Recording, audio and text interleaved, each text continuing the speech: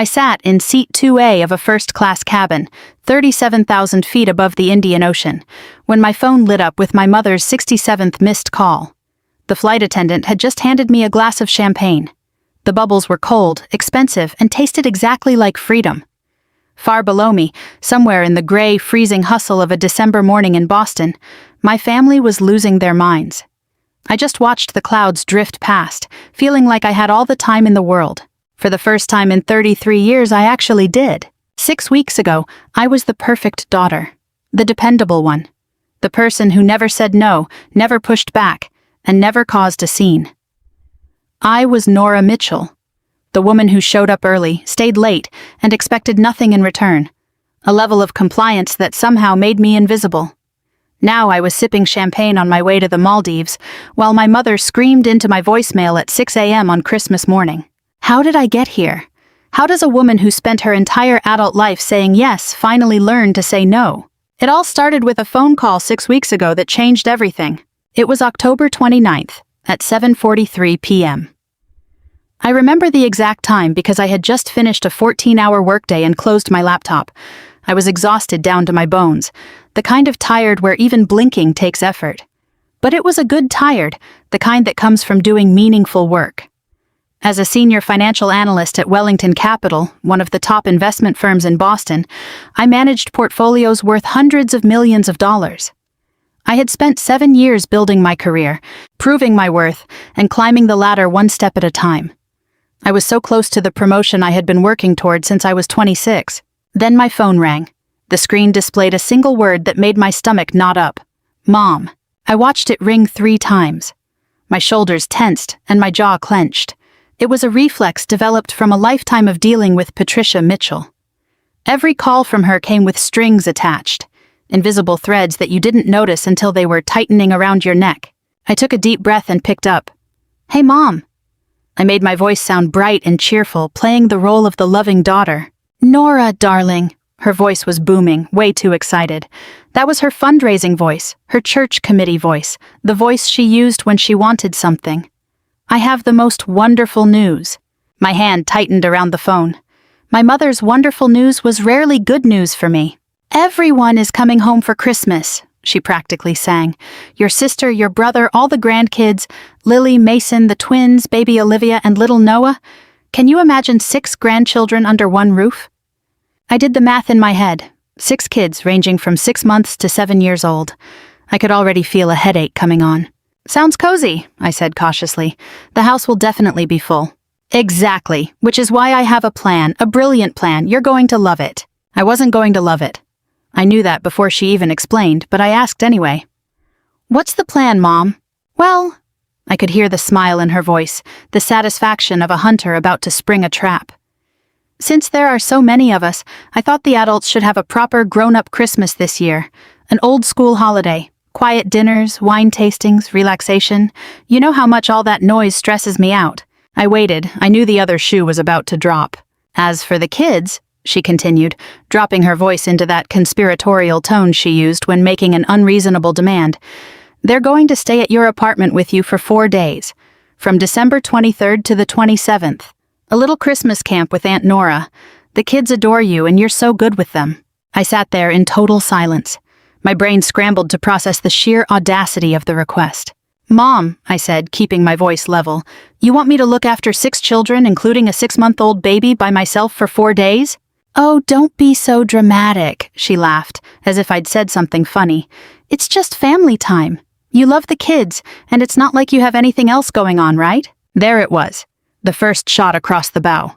I do have things going on, I said. I have to work.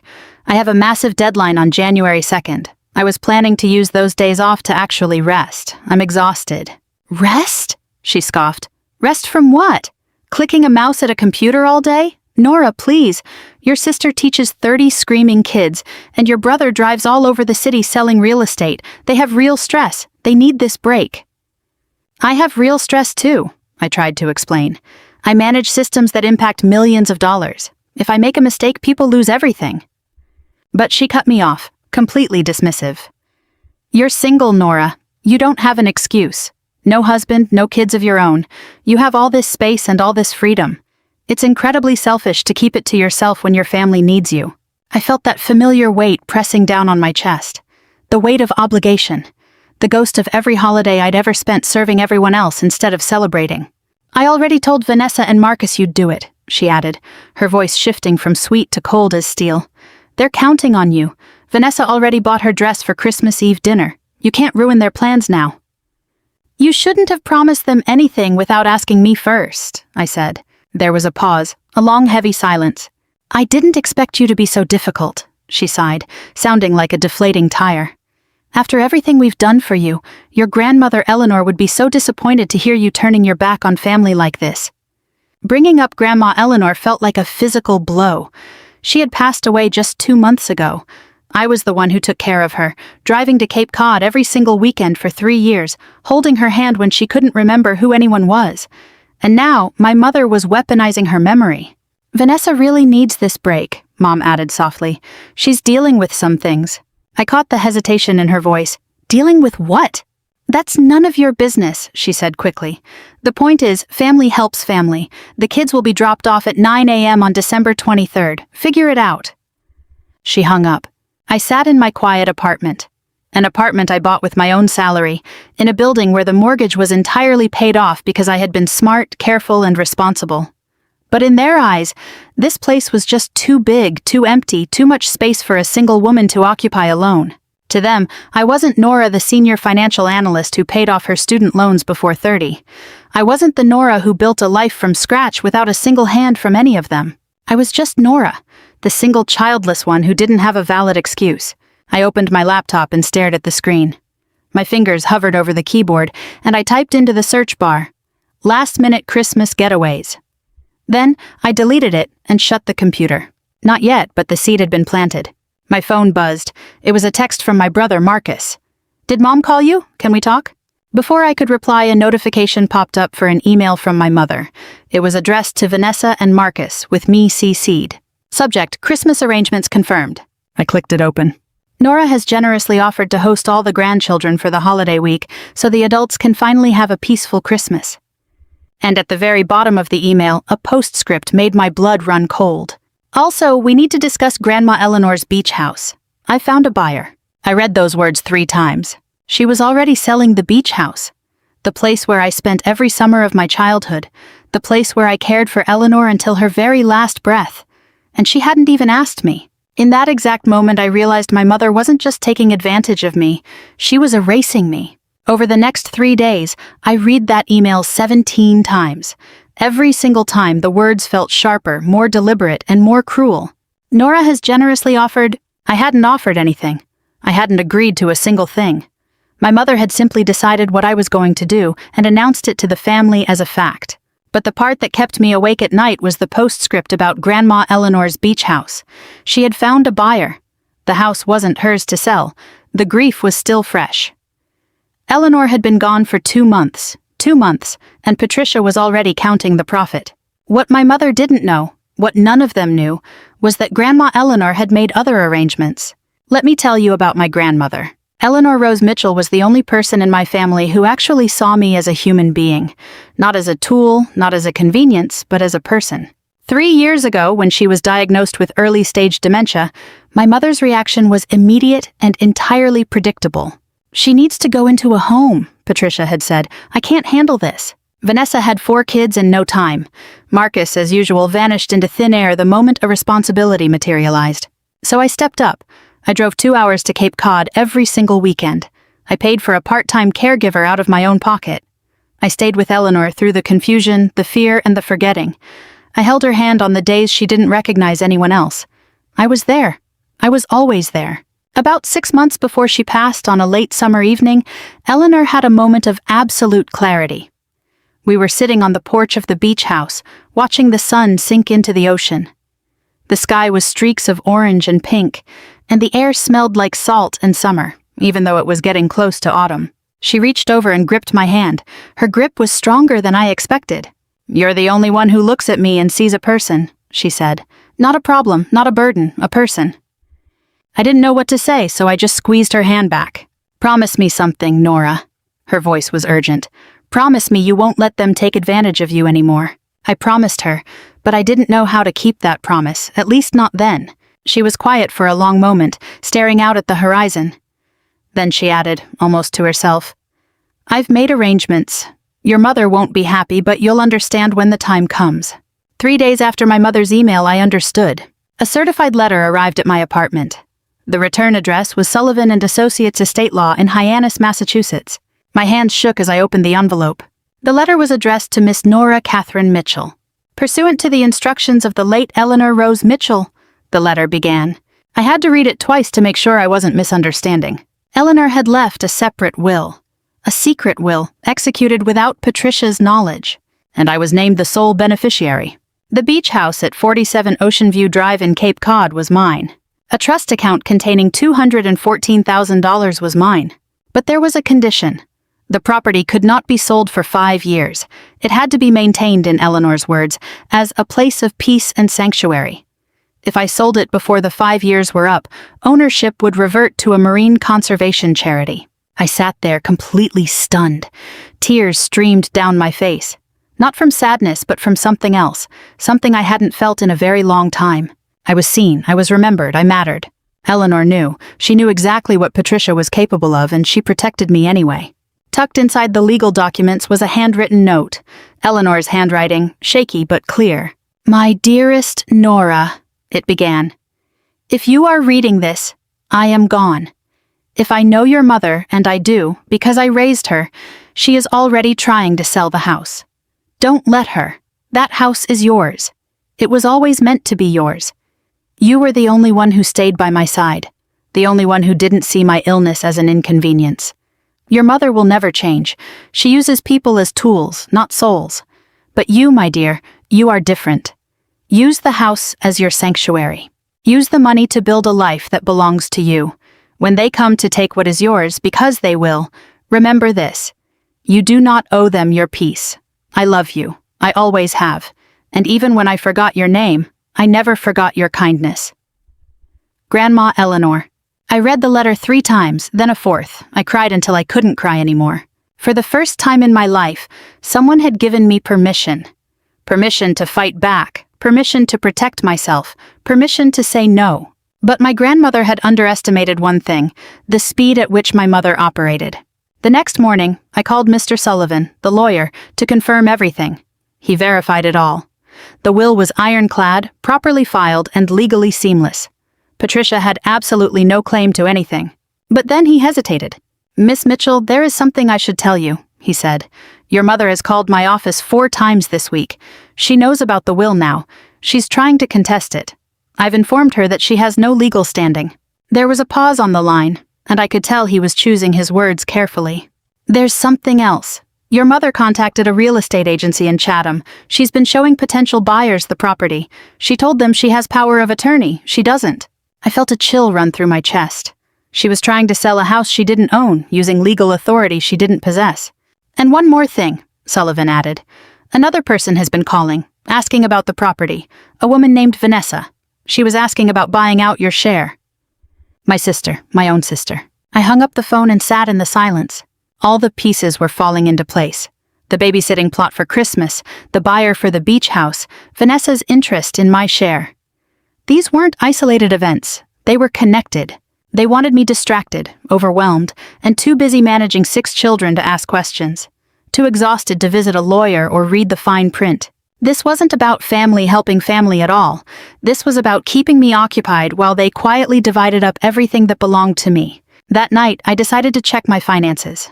Just a routine review. I logged into my credit monitoring account, scrolling past the usual information. Everything looked normal until I reached the bottom of the page. There was a credit card listed that I had never opened. A Bank of America Platinum card. Opened 18 months ago. Credit limit $50,000. Current balance $43,722. Status 60 days past due. Billing address 118 Maple Street, Brookline, Massachusetts. I didn't recognize the address. I did a quick search. The results loaded. It was my mother's house. The billing address was my mother's house. I scrolled through the transactions. Furniture stores, department stores, restaurant bills, travel expenses, and one recurring monthly charge for over a year that made my heart stop entirely. Harborview Senior Facility, monthly installments. I knew that name. That was the facility Patricia said she couldn't afford when Eleanor was diagnosed. She claimed it was too expensive. That was why I had to drive to Cape Cod every weekend and pay for a caregiver myself. She could afford it. She had been paying for it, just not with her own money. I stared at the screen. My mother had opened a credit card in my name. She had been using it for 18 months. She had run up over $43,000 in debt using my identity, paying for a service she swore she couldn't afford with my stolen credit line. Meanwhile, I had drained myself out of guilt and obligation to take care of Eleanor. My grandmother left me a house and $200,000. My mother left me with a debt I never agreed to carry and a ruined credit score. And somehow they still expected me to be the free babysitter. I picked up my phone and texted Marcus. "We need to talk, now." My hands were still shaking. An hour later, I had screenshots of all the evidence. The credit card statements, the billing address, the transactions spanning 18 months that I never authorized, and the records of the payments to Harborview that proved my mother had been lying to me for years. I saved it all in a folder on my desktop. I named the folder Evidence. Then I picked up my phone and dialed Patricia. It was 11:47 p.m. I didn't care. The phone rang 4 times before she picked up. Her voice sounded thick with sleep and laced with irritation. "Nora, it's almost midnight. What is it?" I kept my voice completely flat and devoid of emotion. It was the voice I used in boardroom negotiations, the one I used when facing down multi-million-dollar deals. "I found the credit card, Mom." There was absolute silence on the other end of the line. "The Bank of America card," I continued. $43,000, opened in my name, billing statement sent to your address. Still nothing but silence. "You used my social security number. You've been running up charges for 18 months. My credit score is completely tanked." A long exhale came through the line. Then her voice shifted back into casual dismissiveness. "Oh, that, yes, well, do you want to explain?" Her tone turned defensive, rehearsed. "It was an emergency, Nora. You know how expensive your grandmother's care was." I felt my jaw tighten. "You told me you couldn't afford the facility. You made me feel guilty for not doing enough. You made me drive to Cape Cod every single weekend for 3 years." "Well, I couldn't afford it with my money. I have other expenses." "So you chose fraud instead?" Her voice hardened. "Don't be so dramatic. It's a family matter. I was going to pay it back eventually." "Eventually?" My voice cracked, despite my best efforts to stay calm. "My credit is ruined. A card I didn't know existed is 60 days overdue. This affects my job, Mom. It affects my security clearance for managing client accounts." She dismissed it instantly. "You're overreacting. Banks deal with this stuff all the time. You just tell them it was a misunderstanding." A misunderstanding. She was calling identity theft a misunderstanding. I wanted to scream. I wanted to throw my phone against the wall. Instead, I took a deep breath. "There's something else we need to discuss. The beach house." The pause that followed felt different, heavier. "What about the house?" "Grandma left it to me, not to the family, to me explicitly." I could hear the shift in her breathing. "How do you know that?" "Her lawyer contacted me. The will has been filed. It's legitimate. The house is mine." Her voice dropped an octave. "That will can be contested, Nora." "Your lawyer already told you it can't." Another pause. She hadn't expected me to know that. "We can discuss this at Christmas," she said finally, "in person, as a family." "No, we're discussing it now, and we're discussing you paying off this credit card." "I don't have that kind of money just sitting around." "Then figure it out. Because if you don't, I'm filing a fraud report with the police and the credit bureaus." "Are you threatening me?" Her voice changed again, turning wounded and accusatory, the voice she used when she wanted to make someone feel guilty for holding her accountable. "After everything I've done for you, you're going to put your own mother in jail?" "You committed a crime against me, Mom. You don't get to play the victim. We'll talk about this later." Her voice was ice cold now. "And don't forget the kids are coming on December 23rd. That hasn't changed." She hung up. I stared at my phone in the dark apartment. She had admitted to the fraud, deflected all responsibility, and still expected me to watch her grandchildren. The sheer audacity of it was almost breathtaking. The next morning, I called Bank of America at exactly 8 a.m.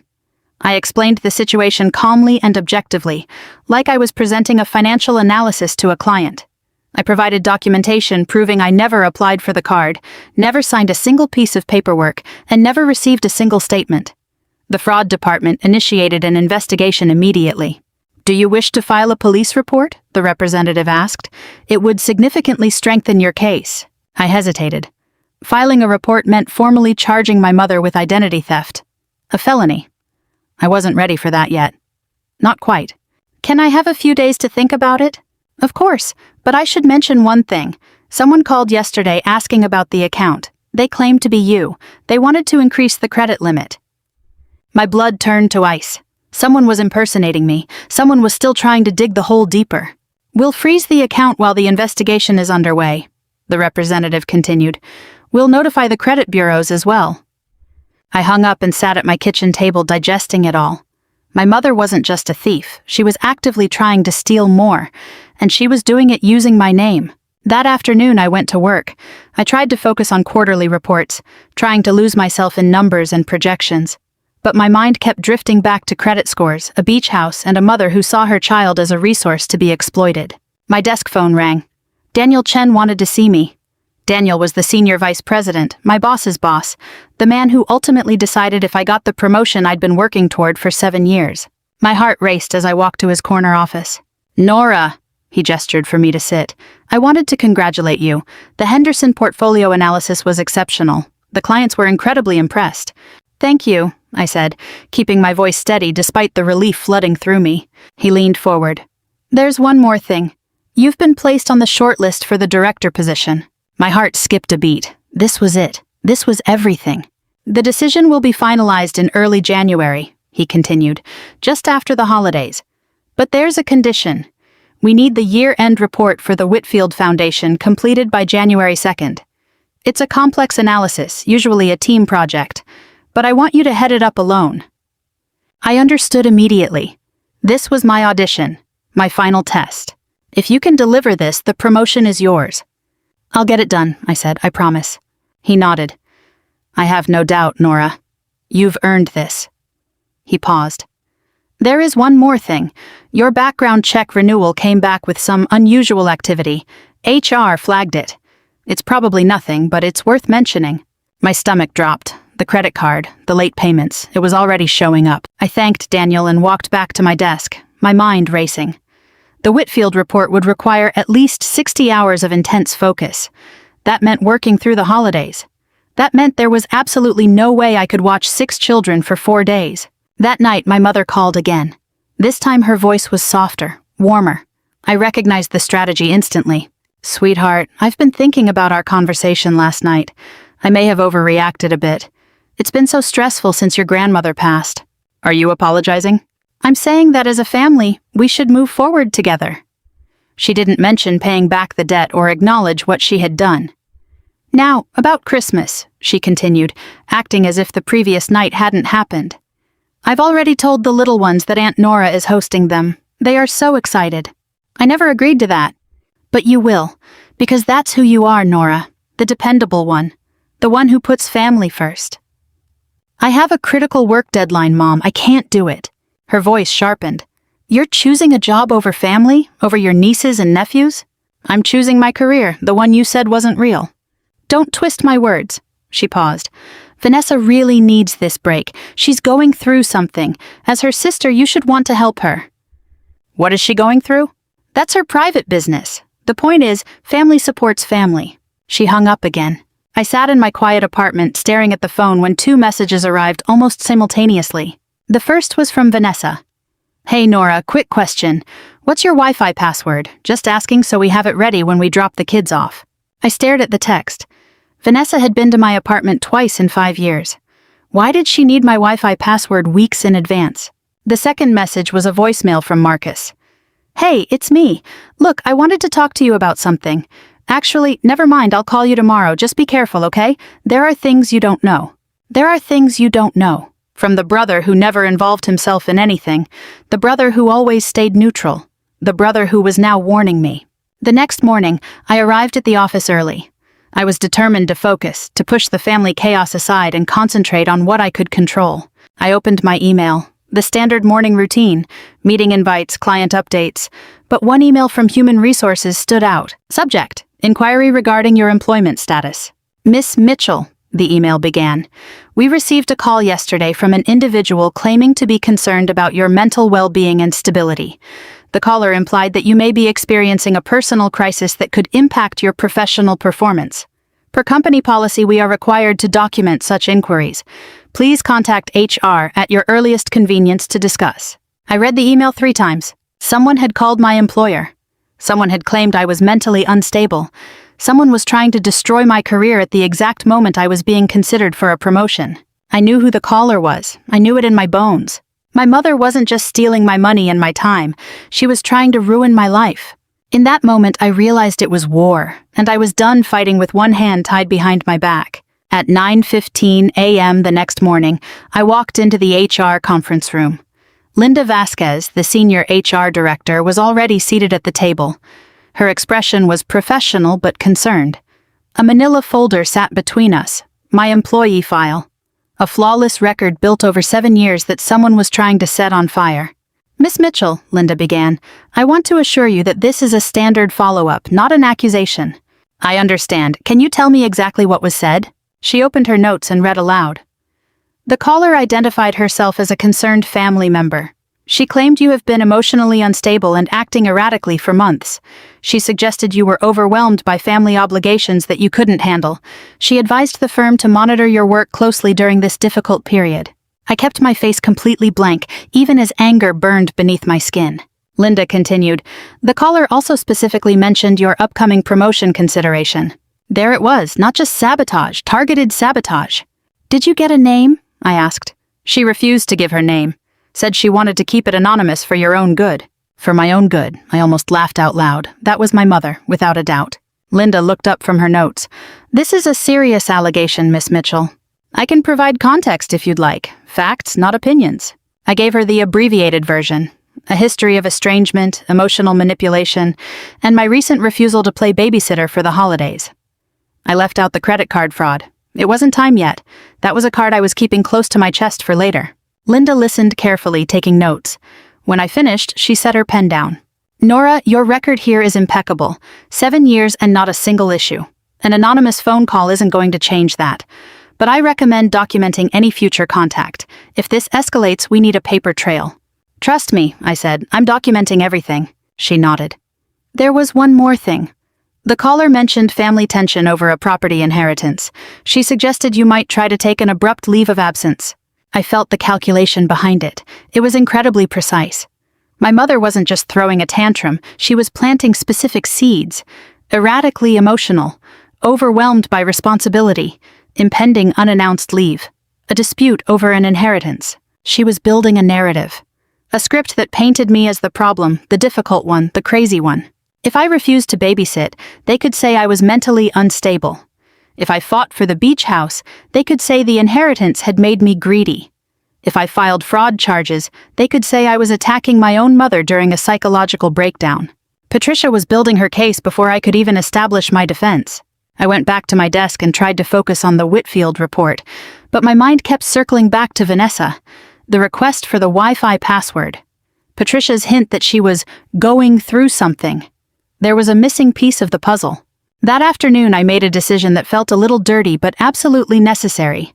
I logged into the family iCloud account. It was an old account Patricia had set up years ago for sharing photos. Technically, I still had access, though I never used it.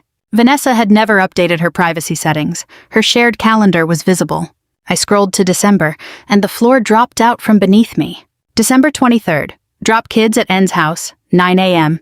December 24th, interview with Graham and Associates, 2 p.m. December 26th, follow-up call with G&A Law. December 27th, pick up kids. I searched Graham and Associates. The results loaded instantly.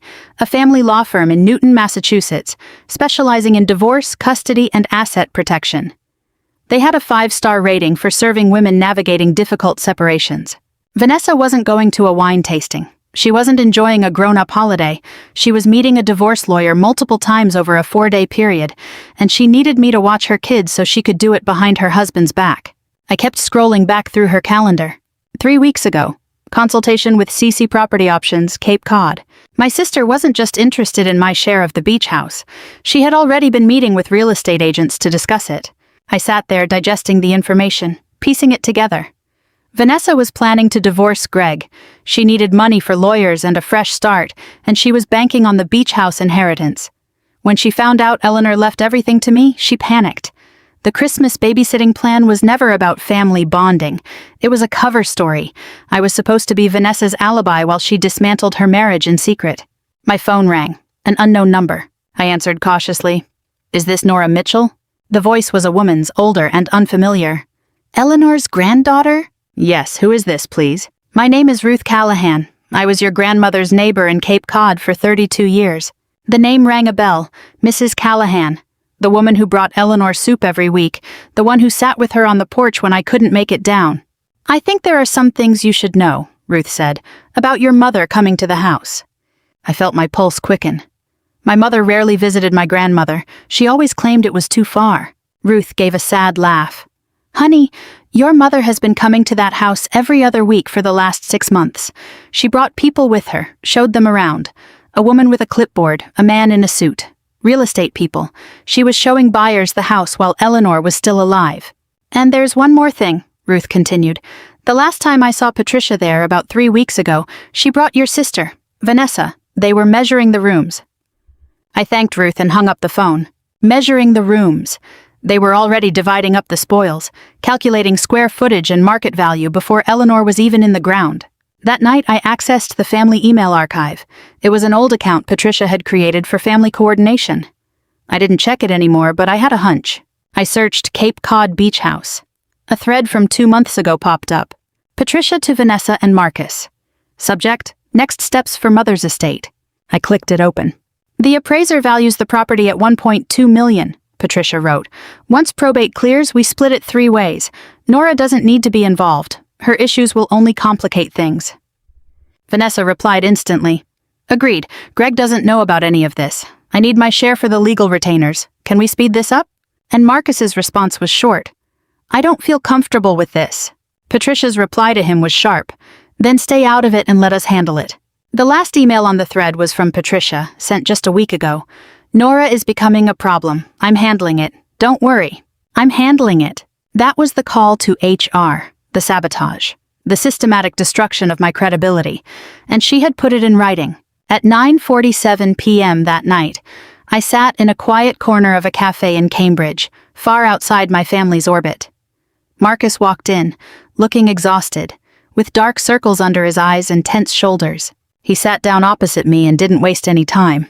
Thanks for meeting me. I know things are complicated. You said there were things I didn't know, I said, so tell me. He took a deep breath. I've been a coward, Nora. I saw things and I didn't say anything. I didn't want to get dragged into it. Dragged into what? He told me everything he knew about the credit card. Patricia had asked him for help managing Eleanor's expenses months ago. He refused. She went behind his back and did it anyway, telling him she'd figure it out. He didn't know her solution was identity theft. He also knew about the plan to sell the beach house. Vanessa and Mom have been working together, he said. They assumed the will would split things normally. When they found out Grandma left everything to you, they panicked. Why are you telling me this now? I asked, looking across the table.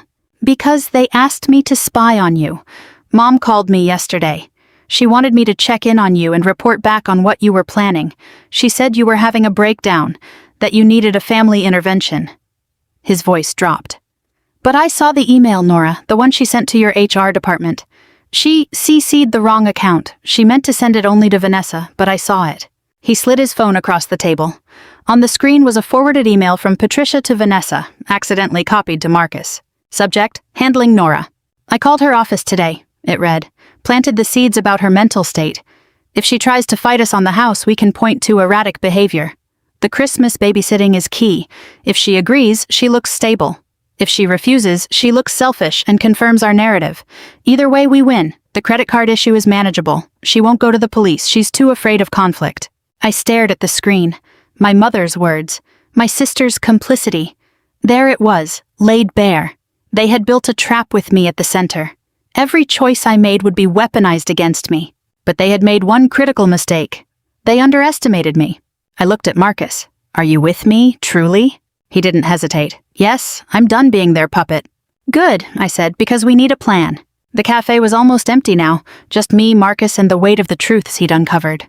I read that email on his phone again. Every word was a confirmation of betrayal. Either way, we win. My own mother had written those words about her daughter. About me. Marcus broke the silence. I should have told you sooner, I know. Why didn't you? He looked away. Because I was afraid. If you challenge Mom, she always finds a way to make you feel like you're the one who's crazy. Gaslighting. Yeah, exactly. He let out a slow breath. I've been on the receiving end of it too. Not as bad as you, but enough. I waited for him to continue. He stared at his coffee cup as if it held answers he couldn't find anywhere else. When I started my real estate career, he said, Mom demanded 15% of every commission. She called it a family tax. I paid it for 2 years until Elena found out and put a stop to it. Elena, his wife. The woman Patricia always referred to as controlling. That's why Elena isn't coming for Christmas, Marcus continued. She refuses to be around Mom anymore. Mom never forgave her for that. She tells everyone Elena is the problem, that she turned me against the family. I thought about all the times I'd heard Patricia criticize Elena. All those subtle comments implying she wasn't really part of the family, how she had changed Marcus. Now I understood. Elena hadn't changed him. She was protecting him. Elena said something last year that stuck with me, Marcus murmured.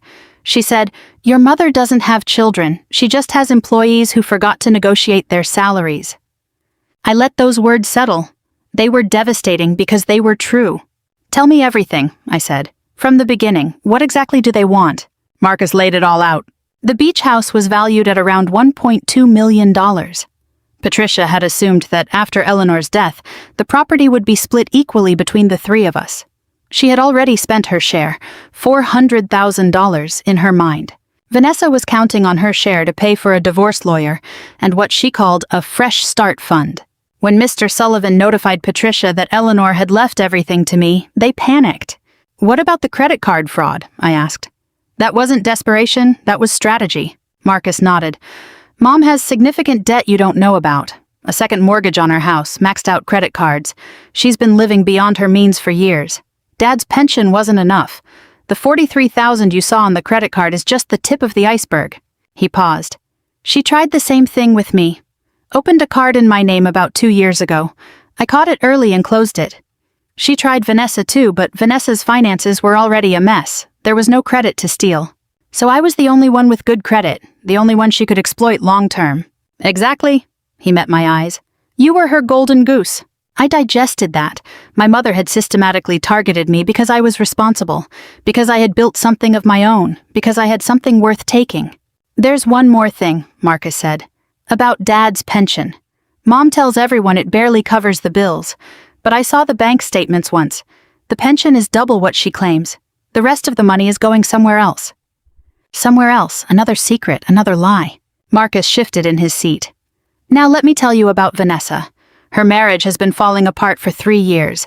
Greg controls the finances. She has almost no money of her own. She's been secretly consulting with a divorce lawyer, but she couldn't afford the retainer. The beach house was supposed to be her escape fund. Right. When she heard about the inheritance, she saw a way out. She wanted to buy out your share or convince you to sell and split the proceeds. But the will says I can't sell for 5 years. She didn't know that. Mom didn't tell her about the conditions. The Christmas plot suddenly took on a different shape. They weren't asking me to babysit because I was good with the kids. They wanted me distracted, overwhelmed, and buried under a mountain of childcare so I wouldn't ask questions about the beach house, talk to a lawyer, or read the fine print. They weren't just taking advantage of me. They were attempting to rob me. Marcus reached into his jacket pocket. I have something else. Something bigger. He pulled out his phone and opened a video file. I recorded this at Mom's house 3 weeks ago. They didn't know I was there. He pressed play. The footage was shaky, shot from a hallway through a half-open door. Patricia and Vanessa were sitting in the living room, legal documents spread across the coffee table. The audio was clear enough to catch every word.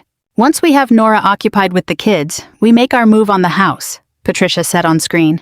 I've already contacted a buyer. But the will... Vanessa started. Patricia cut her off. The will can be challenged. Nora won't fight us. She never fights back. And if she does, we have documented HR complaints against her. Erratic behavior, a history of family conflict. No judge is going to side with her. What about Marcus? Vanessa asked. Patricia laughed. Marcus is weak. Once he sees which way the wind is blowing, he'll fall in line. He always does. I glanced at Marcus. His jaw was clenched tight. I could see the shame in his eyes, but also something else. Anger. Patricia continued on the video. Nora thinks her little job makes her special. But at the end of the day, she's alone. No husband, no kids, no one to stand up for her. We're doing her a favor, really. She doesn't need that house. She doesn't need anything. She doesn't need anything. Said with such casual cruelty, as if my needs didn't exist, as if I didn't exist. The video ended. I sat in the silence, letting the words wash over me. "There's one more part," Marcus said, "at the very end. Listen again." He rewound the video. Vanessa's voice was barely audible. "What if she finds out about the other account?" "The other account?" I looked at Marcus. "I don't know what it is," he said. "I tried to find out. I think it's connected to the pension, the part Mom hides. Maybe an offshore account or a secret investment. Whatever it is, they're terrified you'll find it." I noted that in my mind. Another puzzle piece to uncover. But not right now. Right now I needed a plan. "Okay," I said. "So we know what they're doing. The question is, what do we do about it?" Marcus leaned forward. "That's why I'm here. I'm done being a coward. What's the move? You're the strategist, Nora. You analyze risk for a living. Analyze this and let me help you execute it." My brain shifted into professional mode.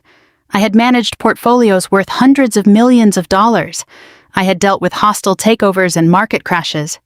This was just another problem to solve, only the personal stakes were much higher. I outlined the goals. Protect the beach house inheritance, resolve the credit card fraud, neutralize the HR sabotage, avoid the Christmas babysitting without giving them ammunition, and, when the time was right, expose the conspiracy on my terms. We discussed the tactics. I would consult my own lawyer, someone separate from Sullivan, someone who specialized in personal protection. I would continue to document everything: emails, phone calls, text messages, dates, times. Marcus would remain neutral within the family, maintaining his cover and gathering more intelligence. We wouldn't confront Patricia or Vanessa yet. Let them think their plan was working. "What about the kids?" Marcus asked. "What are you going to do about Christmas?" "I'm not babysitting. That's non-negotiable. They're going to be furious." "Good. Let them be. But you need an excuse. Something they can't attack." I smiled slowly. Who said I needed an excuse? I opened a travel website on my phone and typed into the search bar, Maldives, December 23rd to the 28th, first class. Marcus watched me browse flights. "You're actually leaving the country." "I'm taking a vacation, my first real vacation in 5 years. They'll call it abandonment, running away. They can call it whatever they want. I call it self-preservation." Marcus assured me he would stay in Boston, remaining undercover to report back on their moves. If they discovered he was helping me, he would face the same treatment I had, but he didn't seem afraid anymore. "If that happens, I'll finally have done something worthy of being disowned," he said. We exchanged numbers on Signal, a new encrypted messaging app, enabling disappearing messages. From now on, we would only communicate through there. Nothing over regular text. We stood up to leave. I looked at my brother, and for the first time in years, I felt like I actually had one. "Marcus," I said, "thank you for finally standing up. Thank you for not shutting me out. I wouldn't have blamed you." "You're my sister, Nora. My real sister. It's about time I acted like it." He offered a tired but genuine smile. "Let's burn this thing down, sis." That night, I sat in my apartment with flight results blinking on my laptop screen. Maldives resorts, overwater bungalows, clear blue water. In another tab, the Whitfield Foundation report sat open. I hadn't forgotten about my career. Next to it was a notepad with a handwritten checklist. 1. Lawyer appointment, Monday. 2. Bank follow-up on fraud case 3. Camera system research, home security. 4. Request copies of documented complaints from HR 5. Maldives. Book the tickets. My phone buzzed with a text from Patricia. "Darling, just confirming the kids arrive at exactly 9 a.m. on December 23rd. Make sure you have enough beds and no screen time after 7 p.m. Vanessa is very strict about that. No question, no request, just an order." I typed out a reply, a single word, received. Let them think I'm compliant. Let them feel secure. I looked at my list. 5 items, 5 steps to freedom. My mother thought she knew me, the dependable one, the quiet one, the one who never fought back. But she had never seen me fight. She had no idea what that looked like. She was about to find out. I clicked book now on the first-class tickets to the Maldives, $23,000. Departing December 23rd. Merry Christmas to me. The next morning I woke up with a feeling I hadn't experienced in years, clarity. The reservation confirmation for the Maldives sat quietly in my inbox. $23,400 for first-class flights and an overwater bungalow. Departing December 23rd, returning December 28th. I stared at the words, feeling power settle into my chest. For years, I had been the one waiting for recognition, waiting for approval, waiting to be treated like a person instead of a convenience. I was done waiting. Now it was their turn to wait for me. But first, I needed to ensure every single piece of the puzzle was perfectly in place. A single mistake would be used against me forever. I opened my laptop and created a new document, naming it Operation Independence. Over the next 3 weeks, I executed the most important project of my life, and this time I was my only client. Week 1 began with the legal consultation. Caroline Park had been highly recommended by a colleague who had gone through a similar situation. Her office was in downtown Boston, modern, efficient, with a Harvard Law diploma on the wall. I walked in with a thick folder full of evidence.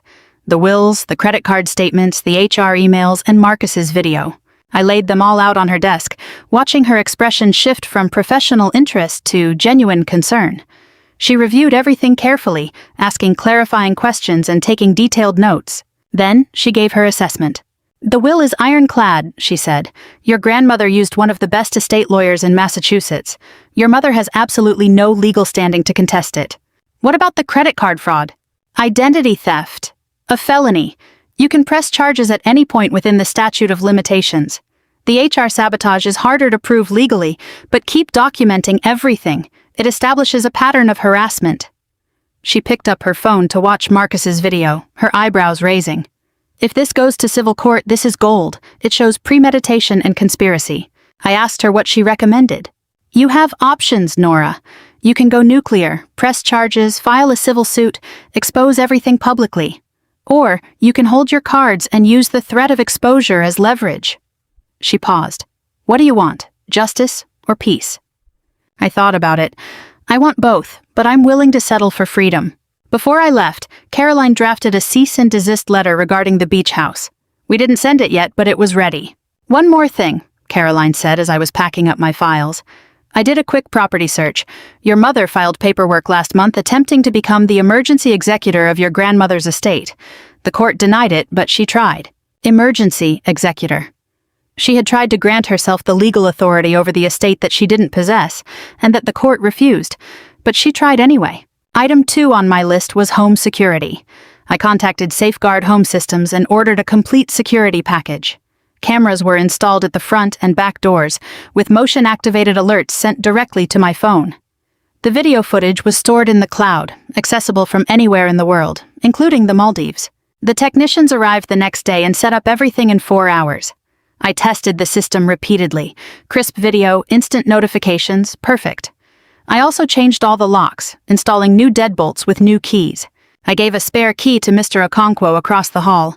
He was a retired police officer who had lived in the building for 15 years. I gave him a brief explanation. "I'm going away for Christmas. My family might show up unannounced." He nodded, looking like he'd seen this before. "Family drama. I'll keep an eye out. If anyone tries to break in, do you want me to call the police?" "Yes, immediately." My apartment was no longer just a home. That week, I also examined security applications more closely. Something caught my attention. A car I didn't recognize had parked outside my building 3 times in the past week. Same car, same spot. I took a picture of the license plate just in case. Item 3 was work. I scheduled a meeting with Daniel Chen to discuss working remotely over the holidays. I needed to leave Boston, but I remained fully committed to the Whitfield report. I couldn't tell him the entire truth, but I could tell him enough. "Daniel, I need to discuss a personal matter." He listened with the focused attention of someone who had managed people for 20 years. "I'm dealing with a family situation. It's complicated and I need to be out of Boston for Christmas, but I am fully committed to delivering the Whitfield report on time." "Where will you be?" "The Maldives." He raised an eyebrow. "I know how it sounds, but I've learned that sometimes the best way to handle family pressure is to be completely unavailable." He considered this for a moment. "You haven't taken a real vacation in 7 years." "I know. Do you have confidence that you can deliver remotely?" "The resort has high-speed Wi-Fi. I've already tested it with their concierge. I'll be working 4 hours every morning. The report will be finished by December 30th. He nodded slowly. "Okay, I trust you, Nora. You've earned this." As I left his office, I passed HR. Through the glass, I saw Linda Vasquez on the phone, looking troubled. She caught my eye and quickly looked away. Something else was happening, but I was ready for it. Item 4 was the layer of deception. I needed Patricia to believe everything was going according to her plan. If she suspected I was planning to leave, she might escalate her actions. So I sent an email. Subject: Christmas arrangements. Mom, I've been thinking about our conversation. You're right, family is important. I've cleared my schedule and I'm ready to help with the kids. Please confirm the drop-off time on December 23rd. I want to make sure I have everything perfect for them. Warm, compliant, exactly what she expected. Patricia replied within 20 minutes. Darling, I knew you'd come around. This is going to be so wonderful. The kids are thrilled to stay with Aunt Nora. Drop off at 9 a.m. sharp. Vanessa will bring groceries. Make sure you have healthy snacks. No sugar after 6 p.m. Love you. The speed of her reply told me everything. She had been hovering over her email, waiting for my surrender, celebrating her victory. That night, Marcus messaged me on Signal. Mom is practically gloating. She called Vanessa to celebrate. They think they've won. Let them think that, I replied. Discovery number 5 came during the second week. My phone rang from an unknown number. I almost ignored it, but somehow I answered. Good afternoon. Is this Nora Mitchell? Yes, who is this? This is the Beacon Hill Property Management Company. We're calling about a maintenance issue with your Airbnb listing. I felt the floor tilt beneath my feet. My what? The representative explained that someone had registered my apartment address as an Airbnb rental. It was listed as a short-term vacation rental and had been active for 6 months, with the income deposited into an account I didn't recognize. The listing name was Cozy Boston Hideaway. The host name was N. Mitchell. I searched for the listing online and found photos of my apartment, my furniture, and the view from my window. The pictures had been taken when I was out of town. Then I remembered. 6 months ago, Vanessa had stayed over just to catch up, she had said. She took pictures, asked about my schedule, and requested my Wi-Fi password. Vanessa had been renting out my apartment without my knowledge, using my identity and collecting income I had never seen. I checked the booking calendar for the Airbnb listing. The calendar showed December 23rd through the 27th blocked off as owner-occupied. She had blocked the dates because she knew the kids would be here. She had planned the entire thing. Discovery number 6 happened on December 20th, just 3 days before my departure. Mr. Sullivan called. Miss Mitchell, I need to inform you of a development. His voice was tense. Your mother filed paperwork with the county registry office yesterday. A deed transfer. She's trying to transfer ownership of the Cape Cod property to herself? On what grounds? She claims to have a document signed by you, a notarized letter authorizing the transfer. My blood ran cold. I never signed any such letter. I know. The county clerk noticed irregularities and flagged it. The signature didn't match your sample on file.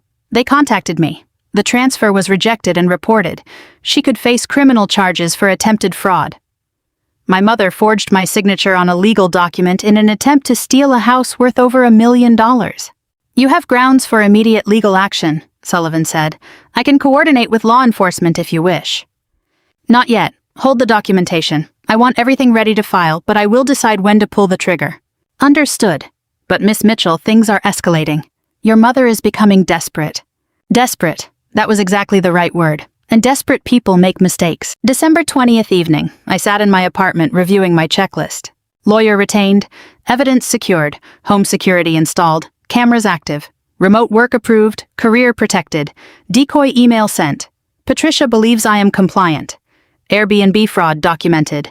Another charge in the chamber if needed.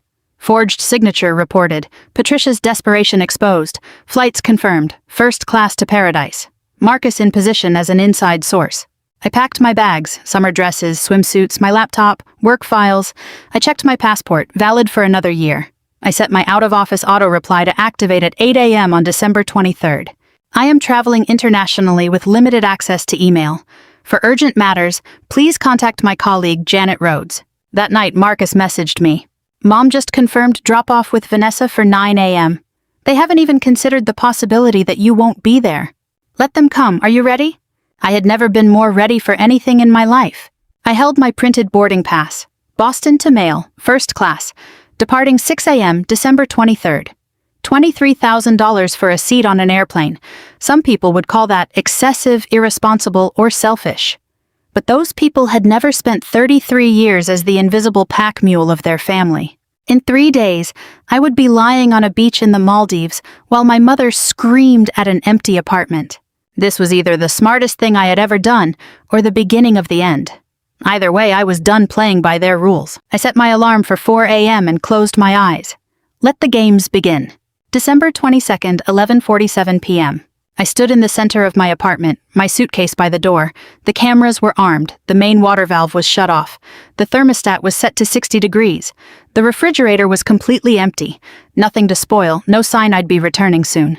The apartment looked almost staged, like a museum exhibit of a life momentarily paused. I walked through every room one last time, checking every window, every lock, every detail. It wasn't paranoia, it was preparation. I slipped the spare key into an envelope and slid it under Mr. Okonkwo's door. Inside was a note. "Thanks for keeping an eye out. If anyone tries to enter, please call the police. Dinner is on me when I get back."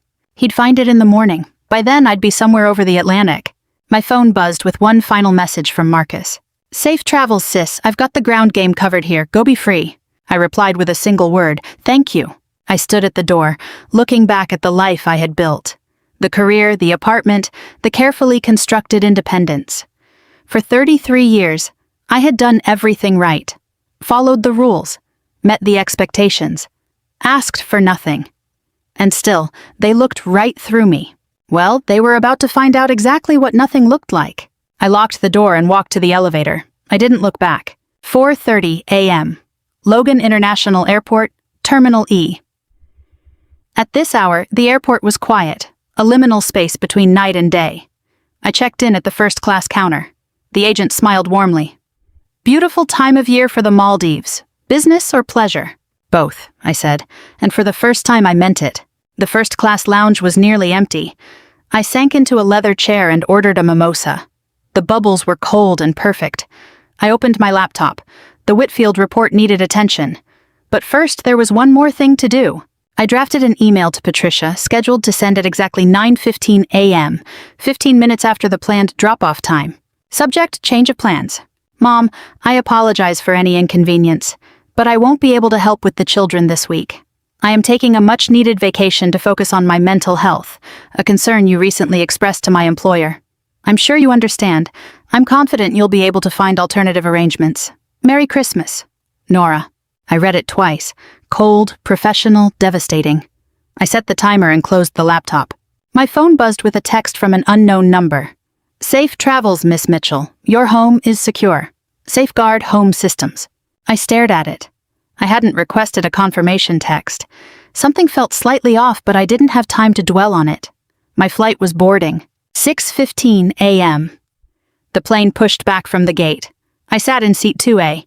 The flight attendant offered pre-departure champagne. I accepted. The cabin was quiet, only half full, luxurious and comfortable. I watched Boston shrink below me, the city lights fading into the gray December dawn. For the first time in months, my shoulders relaxed. No calls to dread. No guilt to deflect. No demands to meet. Just 17 hours of sky between me and the chaos. I opened the Whitfield report and worked solidly for 3 hours. Focused. Efficient. The irony wasn't lost on me. I was more productive at 37,000 feet than I ever was when my mind was cluttered with my family. By the time we landed in Dubai for my layover, I had finished 40% of the report. I imagined what my mother was saying as she arrived at my apartment. I imagined 6 confused kids asking where Aunt Nora was. I imagined Vanessa's carefully scheduled lawyer meetings, now completely upended. I felt nothing. No guilt, no regret. For once, their problems were their problems, not mine. During the layover in Dubai, I briefly checked my phone. No messages from the family yet. It was still early morning in Boston. But I did have an alert from the security app. Motion detected at the front door. 6 a.m. Someone had arrived 3 hours early. 9 a.m. Boston time. Patricia's SUV pulled up outside my building at 8:52. Vanessa's minivan followed closely behind, packed with kids and overnight bags. 6 kids. Lily, 7, Mason, 6. The twins Emma and Ethan, 4, baby Olivia, 6 months, Noah, 2. Patricia led the procession to my door, keypad code ready. It didn't work. I had changed it. She knocked. Nothing. She knocked harder. Still nothing. Vanessa peered through the window. The apartment was dark, silent, empty. "Maybe she's in the shower," Vanessa suggested. Patricia called my phone. It went straight to voicemail. The voicemails began. I listened to them all later. The progression was almost musical. Voicemail 1, 9:03 a.m., confused but hopeful. Nora, darling, we're here. The kids are so excited. Your door seems to be locked. Call me back as soon as you get this. We're waiting in the hall. Voicemail 2, 9:10 a.m., annoyed. Nora, this isn't funny. Where are you? The babies are getting fussy. We have a schedule to keep. Call me back immediately. Voicemail 3, 9:14 a.m., angry. I don't know what game you're playing, but this is absolutely unacceptable. Your sister has important appointments. You made a commitment. Pick up the phone. Voicemail 4, 9:17 a.m., desperate. Nora, please, I am begging you. We can't take the kids back. Vanessa has meetings. I have a wine tasting at 11. You cannot do this to us, please. In the background of the fourth voicemail, I heard a small voice. One of the kids. Grandma, why is Aunt Nora being so mean? Patricia's response was sharp. She's not mean, she's selfish. There's a difference. Patricia called Marcus. Have you heard from your sister? She's not answering her phone. Marcus played his part perfectly. No, Mom. I haven't talked to her in days. Is something wrong? She abandoned us. We're standing outside her apartment with 6 children. That's weird. Maybe she had an emergency. Her only emergency is her own selfishness. If you hear from her, tell her to call me immediately. Meanwhile, Vanessa's carefully constructed plans were disintegrating. She was supposed to meet with a divorce lawyer at 2 p.m. She couldn't do that with kids in tow. She called her husband, Greg. Honey, I need you to watch the kids. I have an appointment. What appointment? It's Christmas Eve, Vanessa. It's nothing, just some things with Mom. Then why can't your mom watch them? Vanessa had no answer. Marcus messaged me on Signal. Vanessa just called Greg. He's asking questions. She's starting to panic. Also, Mom tried to get the building super to let her into your apartment. He refused. Said he had no proof of an emergency. I was 37,000 feet over the Arabian Sea when I finally reviewed it all. The second leg of the flight, Dubai to Mail. During a brief window of Wi-Fi, I opened my phone. The notifications flooded in. 23 missed calls from Mom. 14 missed calls from Vanessa. 8 missed calls from an unknown number. 47 text messages. 11 voicemails. I listened to every single voicemail. The emotional evolution was stunning, from confusion to annoyance to anger to desperation and finally to rage. By voicemail number 8, Patricia was screaming, "You are destroying this family. You are dead to me. Do you hear me? Dead!" Voicemail number 11 was just crying. No words, just the sound of Patricia sobbing into the phone. The flight attendant asked if I was okay. I smiled. I am absolutely perfect, just catching up on some family news. I ordered another glass of champagne. Once upon a time, those voicemails would have crushed me. My mother's tears would have sent me rushing back, apologizing, begging for forgiveness. But I didn't need that era anymore. That era was over. I saved every voicemail, every text message, every piece of evidence. Not because I needed the ammunition, but because I never wanted to forget what they truly looked like when they didn't get what they wanted. The plane touched down as the sun was setting over the Indian Ocean. Valana International Airport. The tarmac was bathed in pink and gold light. I stepped off the plane into the warm, humid air. 78 degrees. A world away from the freezing December of Boston. A speedboat whisked me across the crystal blue water to the resort. Overwater bungalows, thatched roofs, infinity pools. My villa was at the end of a private pier. Isolated, serene, untouched. The butler gave me a tour. Outdoor shower, glass floors to watch the fish below, private deck with direct ocean access. If you need anything, Miss Mitchell, just press this button. I don't need anything, I said. That's exactly why I'm here. I stood on the deck, watching the stars appear. The ocean was incredibly still. My phone remained deliberately inside. For the first time in 33 years, I was completely alone and entirely happy. Then, inside the villa, my phone lit up. I glanced at it through the glass door, an email notification from Vanessa. The subject line was clear. I know where you are. I went inside and opened the email. Don't think you're so smart, Nora. I have access to your credit card statements. I saw the charges. The Maldives? Really? While your family suffers? You made your choice. But don't think this is over. When you get back, if you get back, there will be consequences. You just made an enemy of everyone who ever loved you. Enjoy your vacation. It's the last piece of peace you'll ever have. I read it twice. Then I typed my reply. Vanessa, I know about the Airbnb. I know about the divorce lawyers. I also know that you and Mom forged my signature on property documents. Enjoy your Christmas. We'll talk when I decide it's time. I hit send. I put my phone on airplane mode and locked it in the villa's safe. Then I went back out to the deck, poured myself a glass of wine, and watched the moonlight dance on the water. Behind me, somewhere in Boston, my mother was screaming, my sister was scrambling, my family was falling apart, and I was finally wonderfully, beautifully free. The war wasn't over, but I had won the first battle. Tomorrow, the real chaos would begin. December 24th, Christmas Eve. I woke up to the sound of waves lapping beneath my villa. Sunlight filtered through sheer curtains, casting dappled gold across the white sheets. For a brief second, I forgot where I was. Then I remembered, and I smiled. No alarm, no obligations, no one expecting anything from me. I made coffee using the French press provided by the resort. Ethiopian beans, rich and smooth. I walked out onto my private deck in my silk robe and watched the ocean stretch endlessly before me, the turquoise water fading into deep navy at the horizon. A reef shark glided past beneath the glass floor. I watched it without fear. This was what peace felt like. I tried to remember the last time I had woken up without dread, without a mental checklist of demands to meet. I couldn't, because for 33 years, it had never happened. Until now. I retrieved my phone from the villa's safe. Airplane mode was still active. I hesitated, then toggled it off. The notifications exploded instantly. 67 missed calls, 94 text messages, 19 voicemails. I placed the phone face down on the table. Later. They had always made me wait. Now it was their turn. Among all the notifications, one stood out. A text from an unknown number. This is the Boston Police Department. Please return this call at your earliest convenience regarding a wellness check request. Case number 47821. I stared at the message. Then I dialed the number. A dispatcher answered and transferred me to an Officer Rodriguez.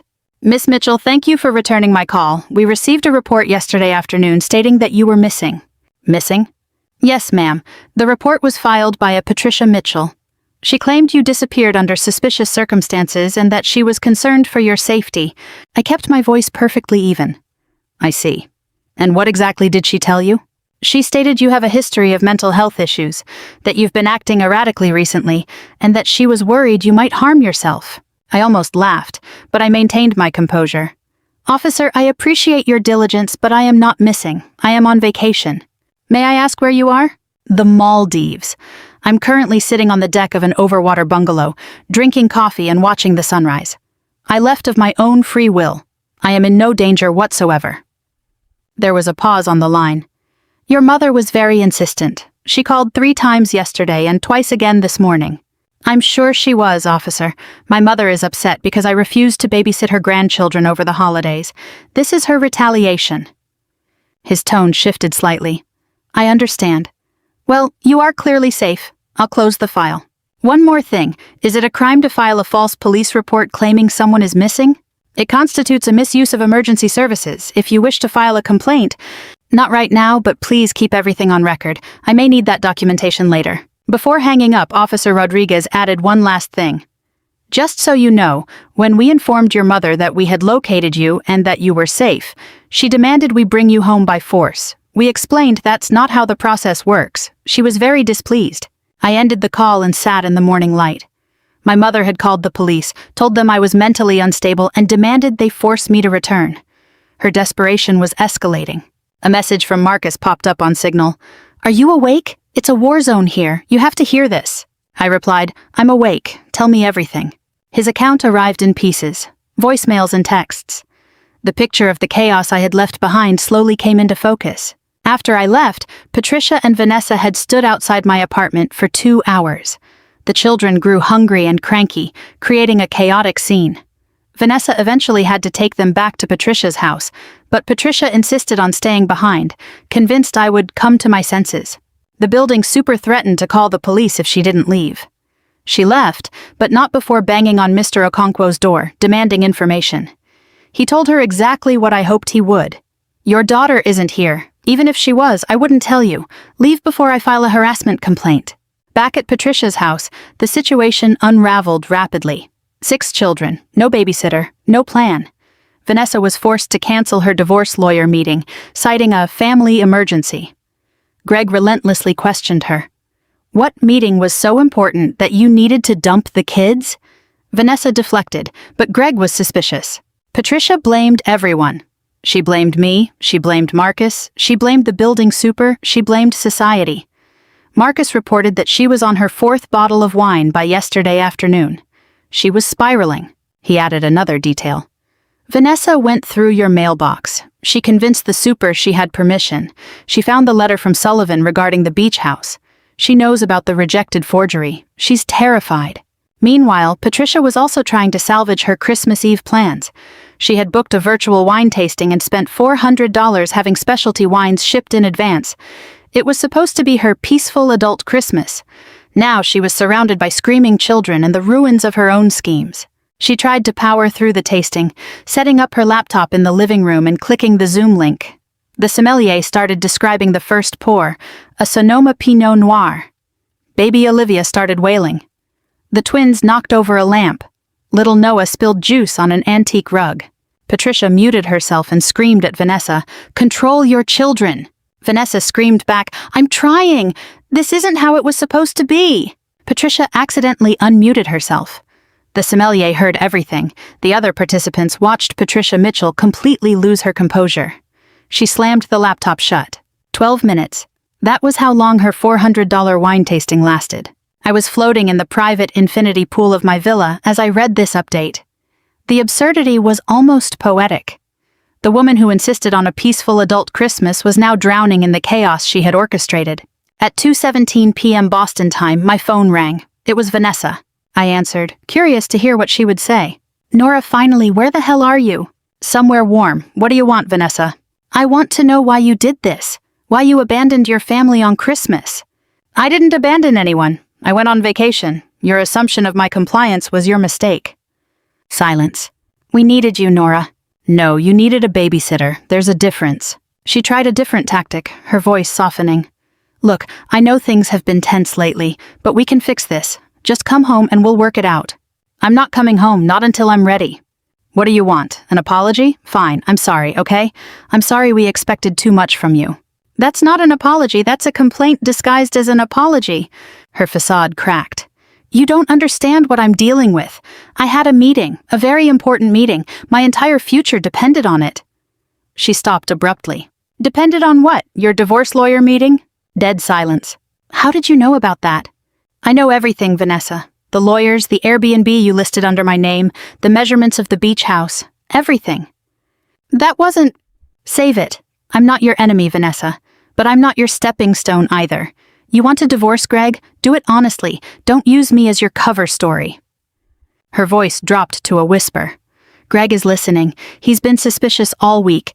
If he finds out about the lawyers, he'll move all the accounts before I can do anything. Nora, please, I'm begging you, just don't tell him." I said nothing. She hung up. That afternoon, Patricia launched her counter-offensive on social media. A Facebook post designed for maximum sympathy. "My heart is breaking this Christmas Eve. I have always believed family is everything. I raised my children with love, sacrifice, and devotion. But tonight, my own daughter abandoned us. She left her crying nieces and nephews outside her door and flew to a tropical resort. No explanation, no apology, just cruelty. I don't know what I did to deserve this. Please pray for our family during this difficult time. #heartbroken. Mother, #family. First, #lonely Christmas." The comments flooded in, sympathy, support, prayers. But not everyone bought the narrative. Cousin Deborah replied to a comment, "Wait, is this the same Nora? The Nora who drove to Cape Cod every weekend for 3 years to care for Grandma Eleanor? The Nora who watches everyone's kids at every family gathering? Maybe there's more to this story." Patricia deleted the comment. Deborah posted another one. "Interesting that you deleted my comment, Patricia. What are you hiding?" Marcus sent me screenshots. "Things are getting spicy. Cousin Deborah refuses to back down. She just posted photos of you by Grandma's bedside from 3 years ago. People are starting to ask questions." I spent the late afternoon of Christmas Eve at the spa, a traditional Maldivian massage and a facial with local botanicals. 2 hours of pure tranquility and pampering. Afterward, I continued working on the Whitfield report. It was now 60% complete, ahead of schedule. Despite everything, or perhaps because of it, the chaos was clarifying my priorities. At sunset, I sat on the beach, watching the sky explode in orange and pink. The resort had lit a bonfire for the guests. I watched from a distance. A couple was laughing nearby. Children were building sandcastles. A family was celebrating. I felt no jealousy, only peace. Midnight, Maldives time. An alert woke me up. The security app. Motion detected at the front door. Timestamp. 11:47 p.m. Eastern Standard Time. I opened the camera feed. A figure was standing outside my apartment, trying the door handle. It wasn't Patricia. It wasn't Vanessa. It was a man. Tall, wearing a jacket. I recognized him immediately as Greg, Vanessa's husband. He was at my apartment in the middle of the night on Christmas Eve, rattling the handle and trying a key that didn't work. He looked over his shoulder like someone who knew he was doing something wrong, then pulled out his phone and made a call. There was no audio on the camera, but I could read his lips. "She's not here, the apartment is empty, we need to talk." Greg was no longer just suspicious. He was investigating. Somehow my apartment had become part of his search. The mess I had escaped was morphing into something I hadn't anticipated. I saved the footage. Then I texted Marcus. "We have a new problem." December 25th, Christmas Day. I woke up naturally, slowly, no alarm, no rush. The ocean was like glass, reflecting the pale morning sky like a mirror. I stayed in bed for 20 minutes, just breathing, listening to the silence. It was my first Christmas as an adult where no one needed anything from me. The resort delivered breakfast to my villa, tropical fruits, fresh pastries, Maldivian honey. I sat on the deck and ate, my feet dangling over the water. A sea turtle surfaced nearby, its ancient eyes meeting mine for a moment before it dove back into the blue. I took a picture. It was my first Instagram post in months. The caption was simple: "Merry Christmas to me." I didn't tag the location, let them guess. I thought about all the Christmases before this one. The frantic cooking, the endless cleaning, managing the chaos of the kids while everyone else relaxed. I remembered the Christmas Eve I spent in the ER because Mom had a minor kitchen injury, while she and Vanessa went to midnight mass. I thought about the carefully chosen gifts I had given, opened, glanced at, and forgotten within minutes. Then I thought about this moment. Alone, peaceful, content. I checked my phone. Marcus had sent a message while I was sleeping, at 2 a.m. Boston time. "I'm awake. It's a complete disaster here. Greg found things, everything is collapsing. Call me when you have a minute." I called him immediately. His voice was heavy with exhaustion, but there was something else. It sounded almost like relief. He told me what had happened on Christmas Eve. After Greg found my apartment empty, he returned to Patricia's house. Everyone was asleep, except Greg. He went through Vanessa's phone while she slept. He found the calendar entries, Graham and Associates, divorce lawyers. He found text messages discussing strategy, asset division, and custody plans. He found references to the Nora plan, the decoy to keep him distracted. Christmas morning, Greg woke Vanessa up at 6 a.m. "We need to talk right now." In Patricia's guest room, the voices grew louder despite the sleeping children. "You're planning to divorce me and you didn't even have the decency to bring it up? Greg, I can explain." "Explain what?" "Explain that you've been lying for months? Explain that you used your own sister as a cover story?" "I was going to tell you." "When? After you drained the accounts and took the kids?" The kids woke up crying, confused. 7-year-old Lily asked the question no one wanted to answer. "Is this because Aunt Nora didn't come?" The words hung in the air. Even a 7-year-old was connecting the dots. Marcus continued. "Greg just told Vanessa he's freezing all the joint accounts first thing tomorrow. She's hysterical. Mom tried to calm everyone down, but she started drinking again. By 7:30 a.m. she was already drinking. The matriarch was losing control. Patricia tried to salvage Christmas morning. "Everyone calm down. It's Christmas. We can discuss this later." But Greg wasn't interested in later. "Stay out of this, Patricia. This is between me and my wife. Don't speak to me like that in my house." "Your house? You mean the house that's about to be foreclosed on because you couldn't pay the second mortgage you hid from everyone?" Silence. Marcus told me Greg had been doing his own investigating. He found documents Patricia thought were well hidden. A second mortgage taken out 3 years ago. Current balance, $112,000. Payments delinquent. Foreclosure proceedings initiated. Vanessa turned to Patricia. "Mom, you told me you were fine. You said the house was paid off. I can handle it." "Handle it? By stealing Nora's identity? By trying to sell Grandma's beach house?" "That beach house was supposed to be split equally. Your grandmother had no right." "She had every right. It was her house." The alliance between Patricia and Vanessa was shattering. They had united against me. Now they were tearing each other apart. Greg stood in the corner, watching, taking mental notes for his own legal strategy. Marcus added one final detail. Mom just admitted she opened a credit card in my name too. Not just yours. She said it was temporary, that Dad's pension wasn't enough. She's been drowning in debt for years and hiding it from everyone. Meanwhile, the battle on Facebook was escalating. Patricia's Christmas Eve post was still generating comments, but the tide had turned. Cousin Deborah had spent the morning posting old family photos. Nora helping, cooking and cleaning at every holiday. Nora by Grandma Eleanor's bedside.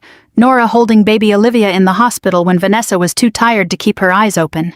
Her comment was brutal, I said, recounting Cousin Deborah's public post to Marcus later. She wrote, "This is the woman Patricia claims abandoned her family, the same woman who gave everything and asked for nothing. Before you judge, ask yourself what it takes to drive someone like that to finally leave." The fallout was immediate as other relatives jumped into the comments. Aunt Linda chimed in, writing, "Patricia, we need to speak privately." Then Uncle Robert added, "There are two sides to every story." Even a longtime family friend commented, saying they had known me since childhood and knew I wouldn't do this without a very good reason. Patricia's response was entirely predictable. She deleted the comments, blocked Deborah, and posted a follow-up. "It's tragic when family chooses to spread lies instead of offering support. I know the truth. God knows the truth. That is enough." But then a direct message from Aunt Linda popped up on my phone. "Nora, it's Aunt Linda. We haven't spoken in years, but you need to see this. I have the email your mother sent to your employer. She accidentally copied me on it, and I kept it. It's yours if you need it." I replied instantly, thanking her and telling her I was gathering evidence for potential legal action. Within minutes, the email was forwarded to my inbox. There it was, sent from Patricia Mitchell to Wellington Capital HR, with an accidental CC to Linda Hargrove. Subject: Concerns regarding employee Nora Mitchell. The content matched exactly what the HR director had described to me. Allegations of mental instability, family conflict, and a strong recommendation to monitor my performance. The timestamp was November 8th, the exact day after I had refused the babysitting request. My own mother had documented her attempt to destroy my career and accidentally sent it to her sister. The universe possesses a truly dark sense of humor. That afternoon, a text from Vanessa arrived. It was long, erratic, and completely unhinged. "Are you happy now, Nora? Is this what you wanted? Greg found out everything. He froze the accounts and he's talking about sole custody. My marriage is over and my life is ruined. All because you couldn't help with the kids for 4 days. 4 days. That was our only request. You ruined everything. You ruined my chance to escape. You ruined Mom's Christmas. You ruined this entire family. I hope you like your vacation and I hope the beach is beautiful. Because when you get back, you will have nothing. No family, no one who cares about you. You're going to die alone, Nora. Alone, just like Grandma, and no one will come to your funeral." I read through the text slowly. Every accusation was calculated to sting, but none of them hit the mark. Vanessa was simply blaming me for the consequences of her own deception. Her marriage was ending because she lied to her husband, not because I took a vacation. I typed out a direct reply. "Vanessa, I didn't end your marriage. You did. You lied to Greg for months. You used my name without my permission and exploited my identity for profit. Those were your choices, not mine. I am sorry you're hurting, but I am not responsible for the fire you lit. When you're ready for an honest conversation, I'll be here. Until then, do not contact me." Then I blocked her number. I spent the rest of Christmas afternoon at the resort spa. By the time I returned to my villa, the Whitfield report was 75% complete and well ahead of schedule. As the sun set, turning the sky to liquid gold, I sat on the beach and realized the jealousy I used to feel watching other families was entirely gone. There was only peace. That evening, an email from Patricia arrived. "I'm so sorry, Nora," the subject line read. "Please read this." I clicked it open. "My dearest daughter, I don't know how things got so bad between us. I've been crying all night. Christmas has been an absolute disaster. Vanessa and Greg are fighting, the children are confused, and everyone is miserable. I know I pushed you too hard. I know I said things I shouldn't have. The credit card was a mistake. I was desperate and cornered. Please come home. We can fix this and go back to the way things were. You're my daughter and I love you. If you need a public apology, I'll give it to you. Just please don't turn your back on me completely. I'm begging you, Nora, with all my love, Mom." I analyzed the words carefully. There was no mention of the destructive call to HR, no mention of the forged signature, no actual acceptance of responsibility. Go back to the way things were. That single phrase exposed her true intent. She wanted the old Nora back, the compliant, silent version who absorbed the burden. This wasn't an apology, it was a negotiation. I didn't reply to Patricia. Instead, I opened a new email draft, added the addresses of 37 relatives, including Aunt Linda, Cousin Deborah, and Marcus, and typed out the subject line, "The Truth About Christmas," from Nora Mitchell. I watched the blinking cursor. 33 years of silence were about to end. My mother wanted things to go back to the way they were, but I was burning that bridge behind me. There was only forward. I took a deep breath and began to write the truth, all of it. December 26th, 5:17 a.m. Maldives time. I had been awake for hours, driven by a sharp sense of purpose rather than anxiety.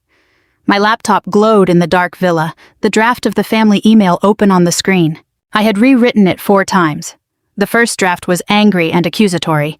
The second was defensive, explaining too much. The third was cold and clinical. The fourth, however, hit the perfect balance, factual, human, unyielding, and clear. I gave it one final read and checked the attachments. Screenshots, forwarded emails, Marcus's video, and the letter from Sullivan. I verified every recipient. Aunts, uncles, cousins, 37 email addresses in total. Before I could hit send, a new email arrived from Greg. Subject, "Nora, we need to talk. I'm not your enemy." I clicked it open. "Nora, I know we've never been close. I was part of the family dynamic that used you, even if I didn't see it clearly at the time. But things have changed. I found out what Vanessa and your mother did, not just to me, but to you. The divorce lawyers, the financial schemes, the identity theft, the forged documents. I'm filing for divorce and seeking sole custody of the kids. I'm writing because I may need your testimony, and because I think we're on the same side now. I was at your apartment on Christmas Eve looking for proof of the Airbnb fraud Vanessa committed using your address. I found the listing and have screenshots. If you're willing to talk, I want to compare notes. We can help each other. Greg." I evaluated the situation. Greg wasn't my friend, but he was no longer my enemy. He had his own motivations: custody, asset protection, and anger over the deception. For now, our interests aligned. I could use this leverage. I replied, "Greg, I received your email. I'm willing to exchange information. I have evidence of credit card fraud, forged property documents, and the attempt to undermine my employment with HR. I will share what is relevant to your case, provided you do the same for mine. Let's arrange a call when I return to Boston." "Nora," he responded within minutes. "Thank you. There's one more thing. Vanessa keeps a journal. I found it hidden in the garage. There are entries about the Nora plan dating back 2 years. She and your mother have been orchestrating this for much longer than you know." 2 years. They had been planning this for 2 years while I drove to Cape Cod every weekend, while I cared for Eleanor, and while I still believed we were a family. At 8 a.m. Maldives time, I took a deep breath and clicked send. The email launched into 37 inboxes across the country. There was no taking it back now. I began the email by setting the context clearly. "Dear family, I have been silent for a very long time. Too long. Many of you have seen my mother's post about me abandoning the family this Christmas. I think it is time you hear my side of the story, backed by evidence." I broke everything down chronologically. The babysitting demands and the refusal to accept my boundary, quoting Patricia's exact words, "You're single, you don't have an excuse." The credit card fraud, attached with screenshots of the Bank of America account registered to Patricia's address for $43,722. I did not open this card. I never signed for it. My mother used my social security number without my knowledge or consent. The sabotage at work, including the email Patricia sent to Wellington Capital HR. I suggest the firm monitor her closely during this difficult period. My mother attempted to compromise my career simply because I refused to babysit. The beach house schemes, complete with the letter from Mr. Sullivan detailing the forged signature Patricia submitted to transfer the property. The Airbnb fraud, showing screenshots of the listing Vanessa managed using my apartment and my identity to pocket the income. I closed with a clear stance. I did not abandon my family. I removed myself from a situation of exploitation, deception, and defamation. I chose to spend my Christmas in peace rather than servitude. That isn't abandonment. It's self-preservation. I share this not for sympathy, but for the truth. You can draw your own conclusions. Regards, Nora. The responses flooded in quickly. Within 2 hours, the first wave arrived. Cousin Deborah was the quickest. Nora, I knew there was more to this. I am so sorry you carried this alone. I am with you 100%. Let me know what you need. Aunt Linda followed. I forwarded that email because I knew Patricia was lying. I've watched her manipulate people for 40 years. It's about time someone stood up to her. I'm proud of you, honey. Uncle Robert was more measured. This is a lot to process. I always knew Patricia was difficult, but this is criminal behavior. I need to think about this. Aunt Margaret was direct. I am shocked, but not surprised. Patricia has always believed the rules don't apply to her. You did the right thing by keeping receipts, Nora. Protect yourself. Cousin James wrote, My God, Nora, I'm sorry we all missed this. We should have been paying closer attention. One reply stood out from a cousin I barely knew. Nora, it's David. I work in the Financial Crimes Division of the FBI. I'm not suggesting federal charges at this stage, but call me if you want to discuss your options. This is serious. Then, Patricia saw the thread. Ignoring any rational advice, she hit reply all and launched into a public defense. I am appalled that my own daughter would spread these lies about me. Yes, I borrowed some money. That's what families do. I was going to pay it back. And yes, I called her employer because I was concerned for her mental health, as any mother would be. The beach house situation was a misunderstanding. I was just trying to help. Nora is being manipulated by outside influences, likely her lawyers, who are trying to destroy this family. I am the victim here. I gave everything to my children, and this is the thanks I get. I will be consulting my own legal counsel regarding these defamatory claims. Do not contact me unless you are ready to apologize for believing these falsehoods.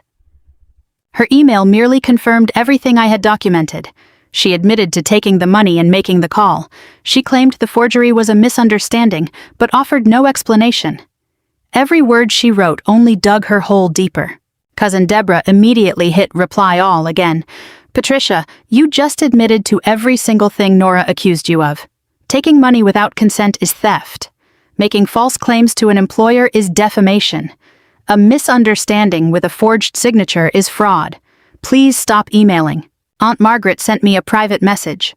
Your mother just called me screaming. She said you turned the whole family against her.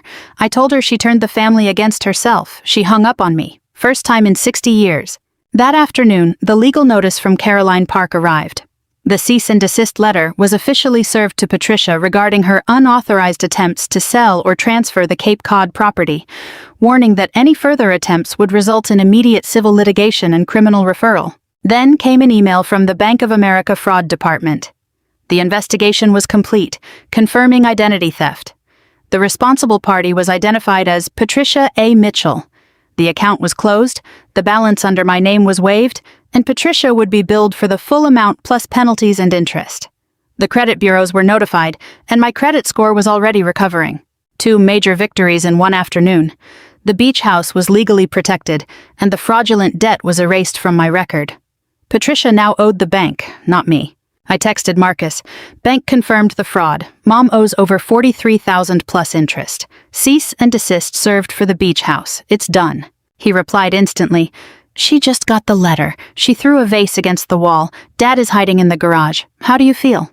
Like I should have stood up years ago, but I'm standing now. That night, I finished the Whitfield Foundation report. 93 pages of comprehensive financial analysis delivered 2 days early. I sent it to Daniel Chen with a simple message.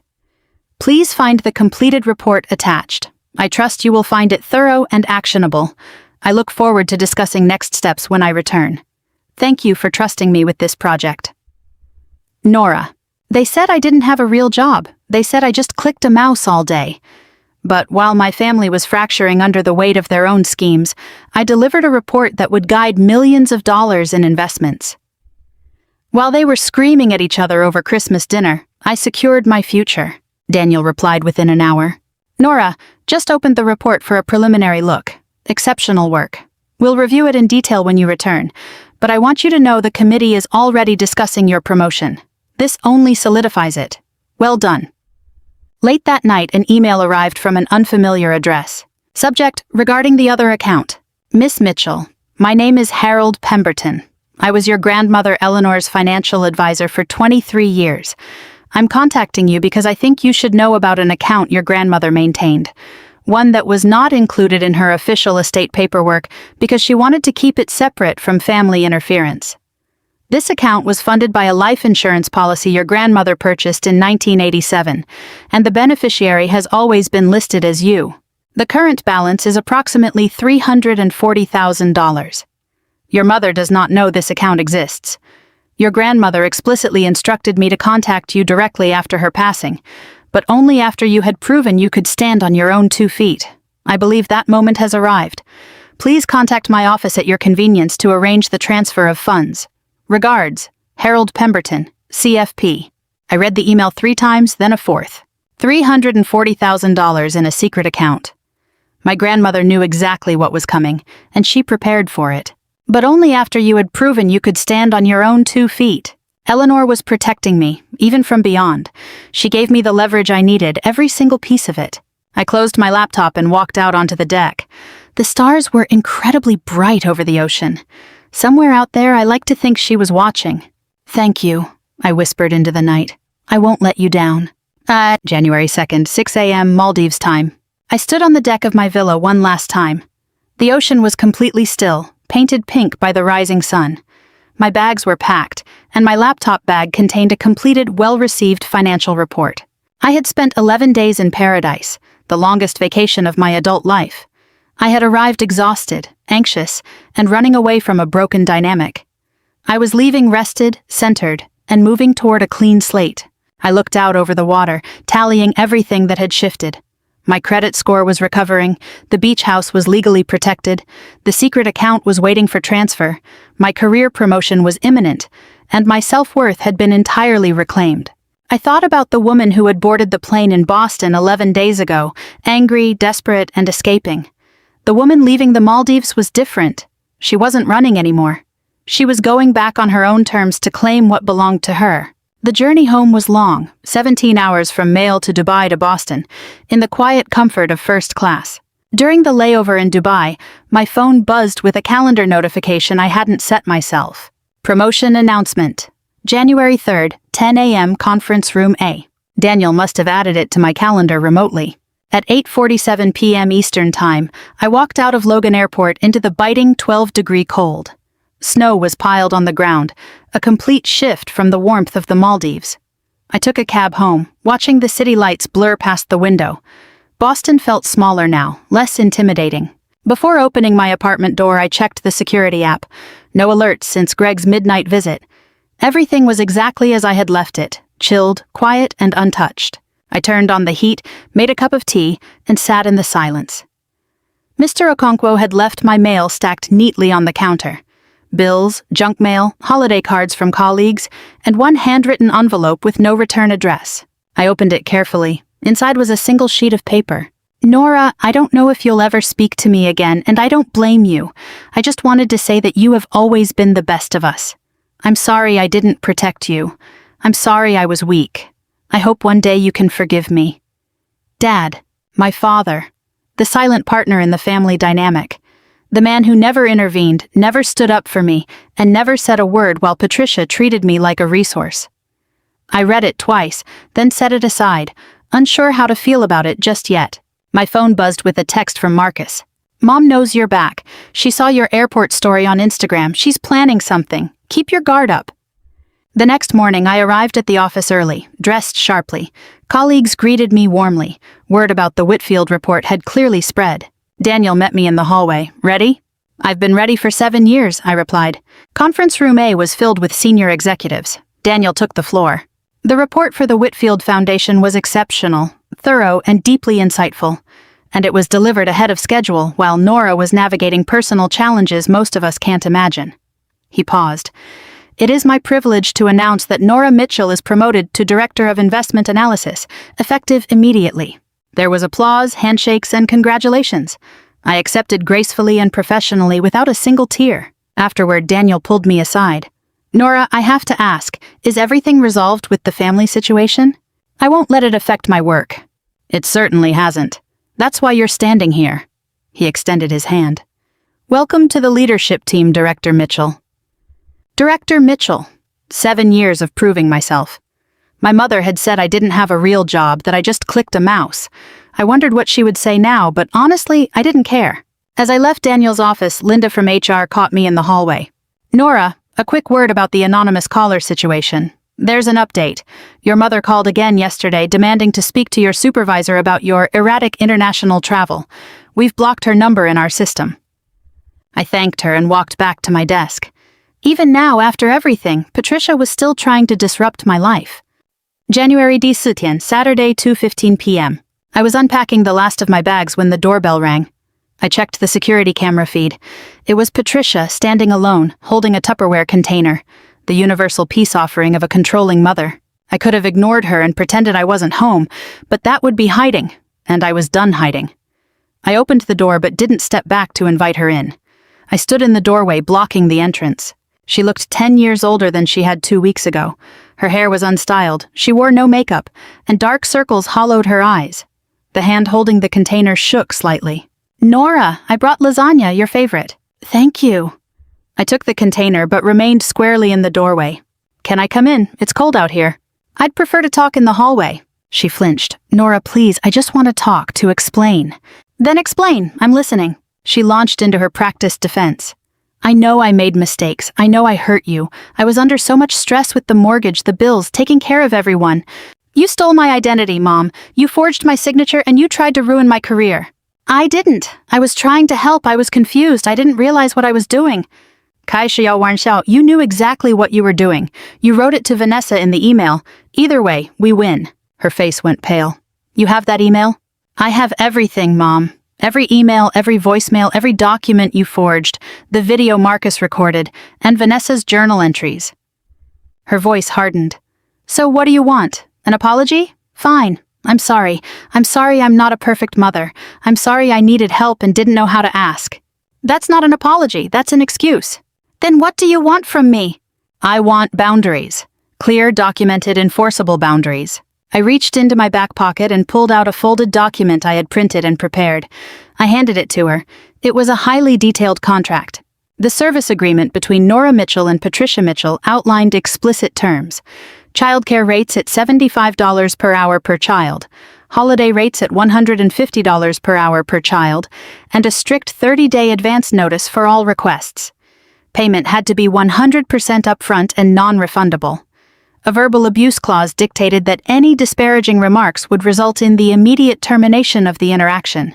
Furthermore, Patricia had to acknowledge she had no legal claim to the Cape Cod property and accept full responsibility for all fraudulent credit accounts. Failure to comply with any term would constitute consent to full legal prosecution for her documented actions. She stared at the pages. "You want me to sign a contract to see my own grandchildren? I want you to understand that you don't automatically own my time, my home, or my life. You have to earn a place in it." "This is ridiculous. Family doesn't pay family. Family doesn't exploit family either. Those are the terms, Mom. Take it or leave it. If you ever drop kids at my door again without my consent, I'll call Child Protective Services for abandonment. I am not joking." She tried one last tactic, dropping her voice to a soft whisper. "I could go to jail, Nora. The bank, the credit card. If you press charges, I know. Please, I'm your mother. Don't destroy me." "I'm not destroying you. I'm protecting myself. It's what I should have done years ago." "Your grandmother would be ashamed of you." She threw the final knife, but it didn't cut anymore. "Actually, Grandma left everything to me precisely because she knew what you were capable of. She even left me a secret account you knew nothing about to protect me from you." Shock registered on her face, followed by anger, and then a look closely resembling fear. "What secret account? That's none of your business. Your focus should be on the contract in your hand." She looked at the document, then at me, and finally up at the security camera still recording above the door. "Fine," her voice turned ice cold. "I'll sign your precious contract." She pulled a pen from her purse, scribbled her signature at the bottom, and handed it back. "Are you happy now?" "I'm not happy, Mom. I'm protected. There's a difference." She turned to leave, then paused. "Vanessa is coming to see you tonight. She thinks she can fix this. She thinks you'll listen to her." She gave a bitter laugh. "Good luck to her." With that, she walked away without looking back. At 7:30 p.m. that evening, the doorbell rang again. It was Vanessa, alone, holding a large manila envelope. I opened the door but remained in the threshold. Her approach was completely different from Patricia's. She didn't try to force her way in, she didn't cry, and she didn't beg. She just looked entirely drained and defeated. For the first time, she appeared honest. "I'm not here to apologize. We both know I can't undo what I did." "Then why are you here?" "To give you this." She handed over the envelope. Inside was the complete documentation of the Airbnb fraud, account details, earnings records, and a signed statement admitting to the scheme. Along with it were cashier's checks returning the full amount of the proceeds, totaling $4,000. "Greg's lawyer said I need to make restitution where I can," she muttered. "This is what I can do." We talked briefly. She admitted she had felt cornered by Greg's control over their finances and thought that if she could secure enough money, she could escape. She had been too ashamed to ask me for help, and Patricia had convinced her I would refuse anyway, so she chose deception, and it ended up costing her the marriage anyway. "Maybe one day," she whispered, "we can get coffee, after I've made some changes. Maybe down the road." "Not right now," I said. She nodded. "Fair enough." As she turned to leave, she added, "Marcus is moving to Seattle next month. Did he tell you?" "He mentioned it. He's smart to get away from all of this." She offered a sad smile. "Take care, Nora." Late that night, Marcus messaged me on Signal. "How did it go?" "Mom signed the contract. Vanessa gave me the Airbnb documentation. It's over." "Not completely. I found something at Mom's house while I was packing my things." He sent a photo of a handwritten ledger hidden in Patricia's closet.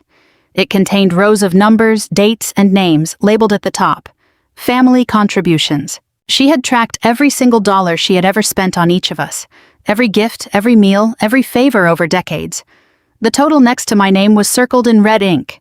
She believed I owed her $127,000.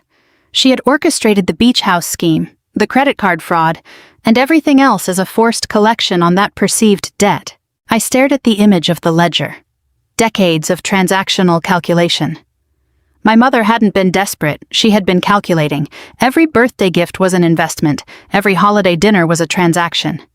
She didn't love her children, she just managed an account sheet, and when I refused to pay, she tried to take it by force. I saved the photo to my evidence folder, then texted Marcus, "Thank you for everything. Go to Seattle and build a new life. You deserve it." He replied, "You too, sis, you too." I turned off my phone and looked around my apartment. My home, my life, my rules. The conflict was over, and I had won. But I was beginning to realize that victory was simply the threshold of a completely new life. April 15th, 7 a.m. I woke up in a bedroom I had grown to love, the master suite of the Cape Cod beach house.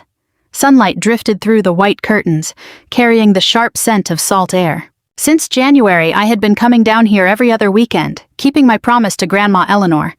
I had made a few updates, a fresh coat of paint, new linens, and modern kitchen appliances, but the core of the house remained hers.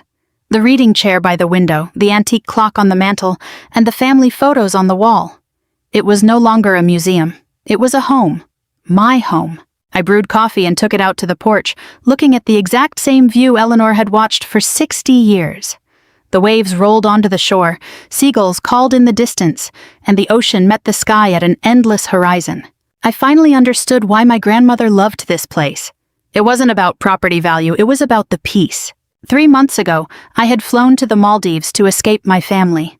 Now I sat on my grandmother's porch, watching the waves she loved, drinking coffee in the quiet safety she had preserved for me. Everything was different, yet completely settled. The only thing that had truly changed was me. My phone buzzed with a calendar reminder. Quarterly family dinner, Patricia's house, 6 p.m.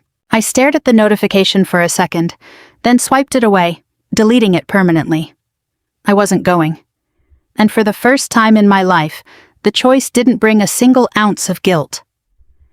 Aunt Linda mentioned something during our last call, I recounted to Marcus weeks later. She said Dad had been asking about me. He wants to reach out but doesn't know how.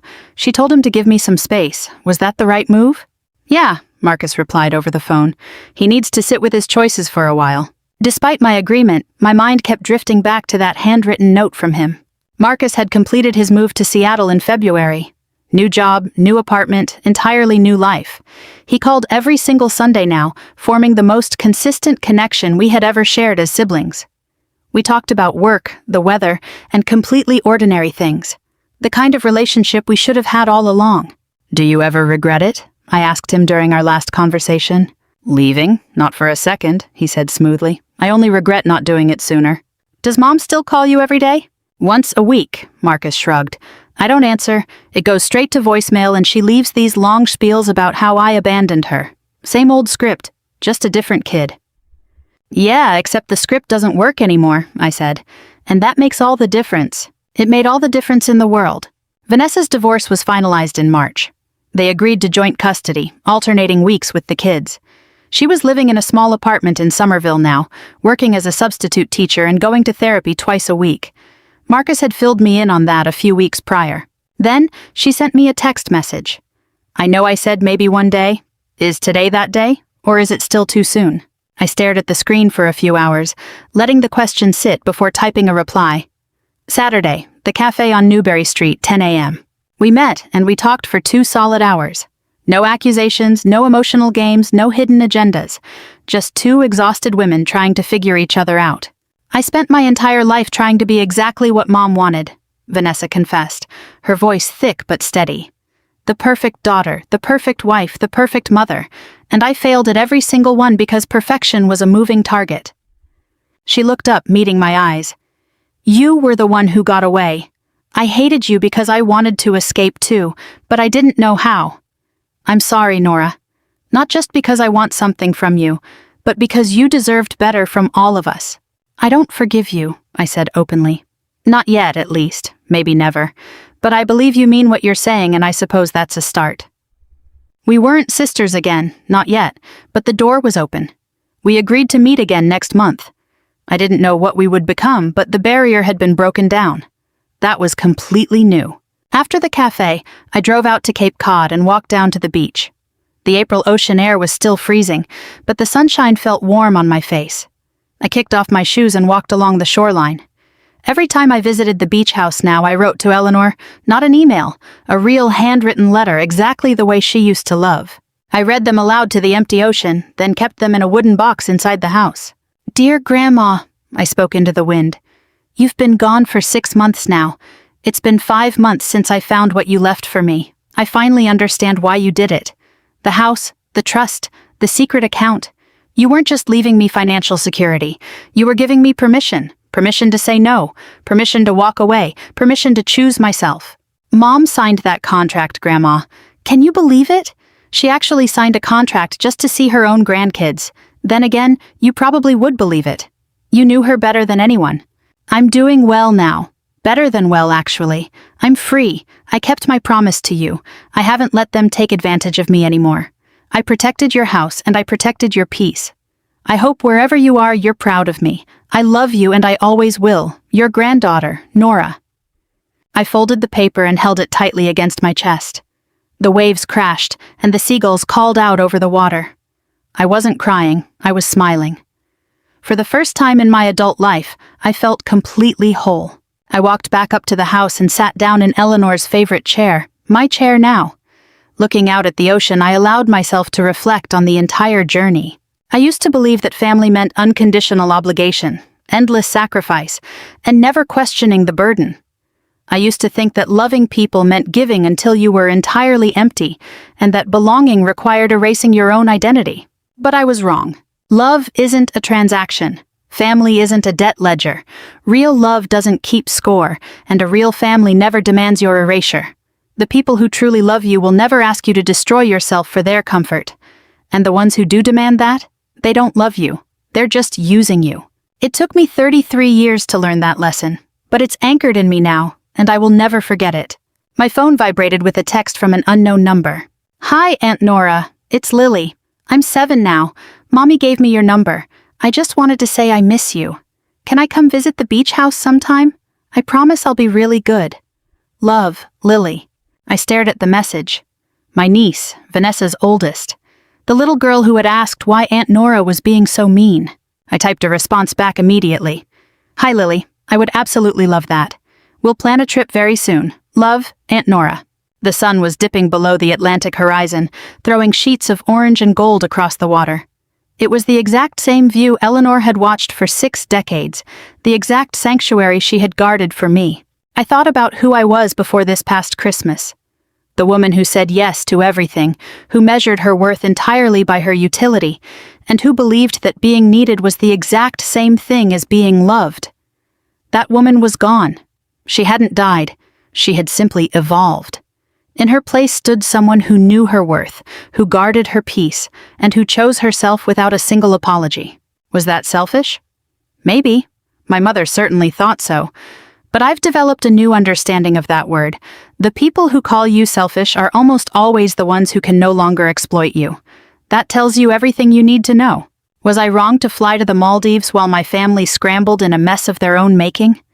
Was I cruel to force my mother to sign a contract and expose her schemes to the relatives? Or did I finally, after 33 years, just choose to live my own life? I used to need everyone's approval. I used to agonizingly worry about whether I was the villain in someone else's story. But here is what I've learned. You can be the villain in their narrative and still be the hero of your own. My mother will never forgive me. My sister might one day down the road. My brother already has. And as for me, I've forgiven myself, and that's the only forgiveness that actually matters. So that's my story. The Christmas I flew to the Maldives, the family that called me selfish, and the grandmother who handed me the weapons to fight back. I look back at the woman who used to sit at the kids' table, eating cold turkey while wiping mashed potatoes off a toddler's face, listening to the adults laugh at the main table. I want to reach back through time and tell her, your worth is vast, and it has nothing to do with your utility. Your life is real, and your time belongs entirely to you. If you're listening to this story, and if you are the Nora of your family, the dependable one, the single one, the one they say has no excuses, please hear me. You are not their servant. You are not their safety net. You are under no obligation to burn yourself out to keep everyone else warm. Sometimes the only way to command respect is to completely stop accepting disrespect. Sometimes the only way to find peace is to walk entirely away from the chaos. And sometimes the absolute best Christmas gift you can give yourself is a first-class ticket to somewhere beautiful, a locked door behind you, and the sound of your phone ringing while you choose not to answer. So I'm asking you, because I genuinely want to know. Was I wrong? Did choosing myself make me the villain? Or did I do exactly what you've always wished you could do? Stand up, walk away, and finally start living? Let me know in the comments. I want to hear your stories too. If this story resonated with you, if it made you feel something, recognize a pattern, or understand your own worth, do me a favor and hit that subscribe button. Turn on the notification bell so you never miss the next video. Because there are plenty more stories like this one. More women choosing themselves, more battles won, more peace reclaimed. You don't have to navigate this alone. None of us do. Thank you for listening. Thank you for being here. Until next time, choose yourself. You're worth it. I raised my glass to the fading sunset. The ocean gleamed in gold and rose-colored light. Inside the house behind me, Eleanor's antique clock chimed the hour. In the silence that followed, there was only peace. Merry Christmas to me and to all of you, a beautiful life ahead.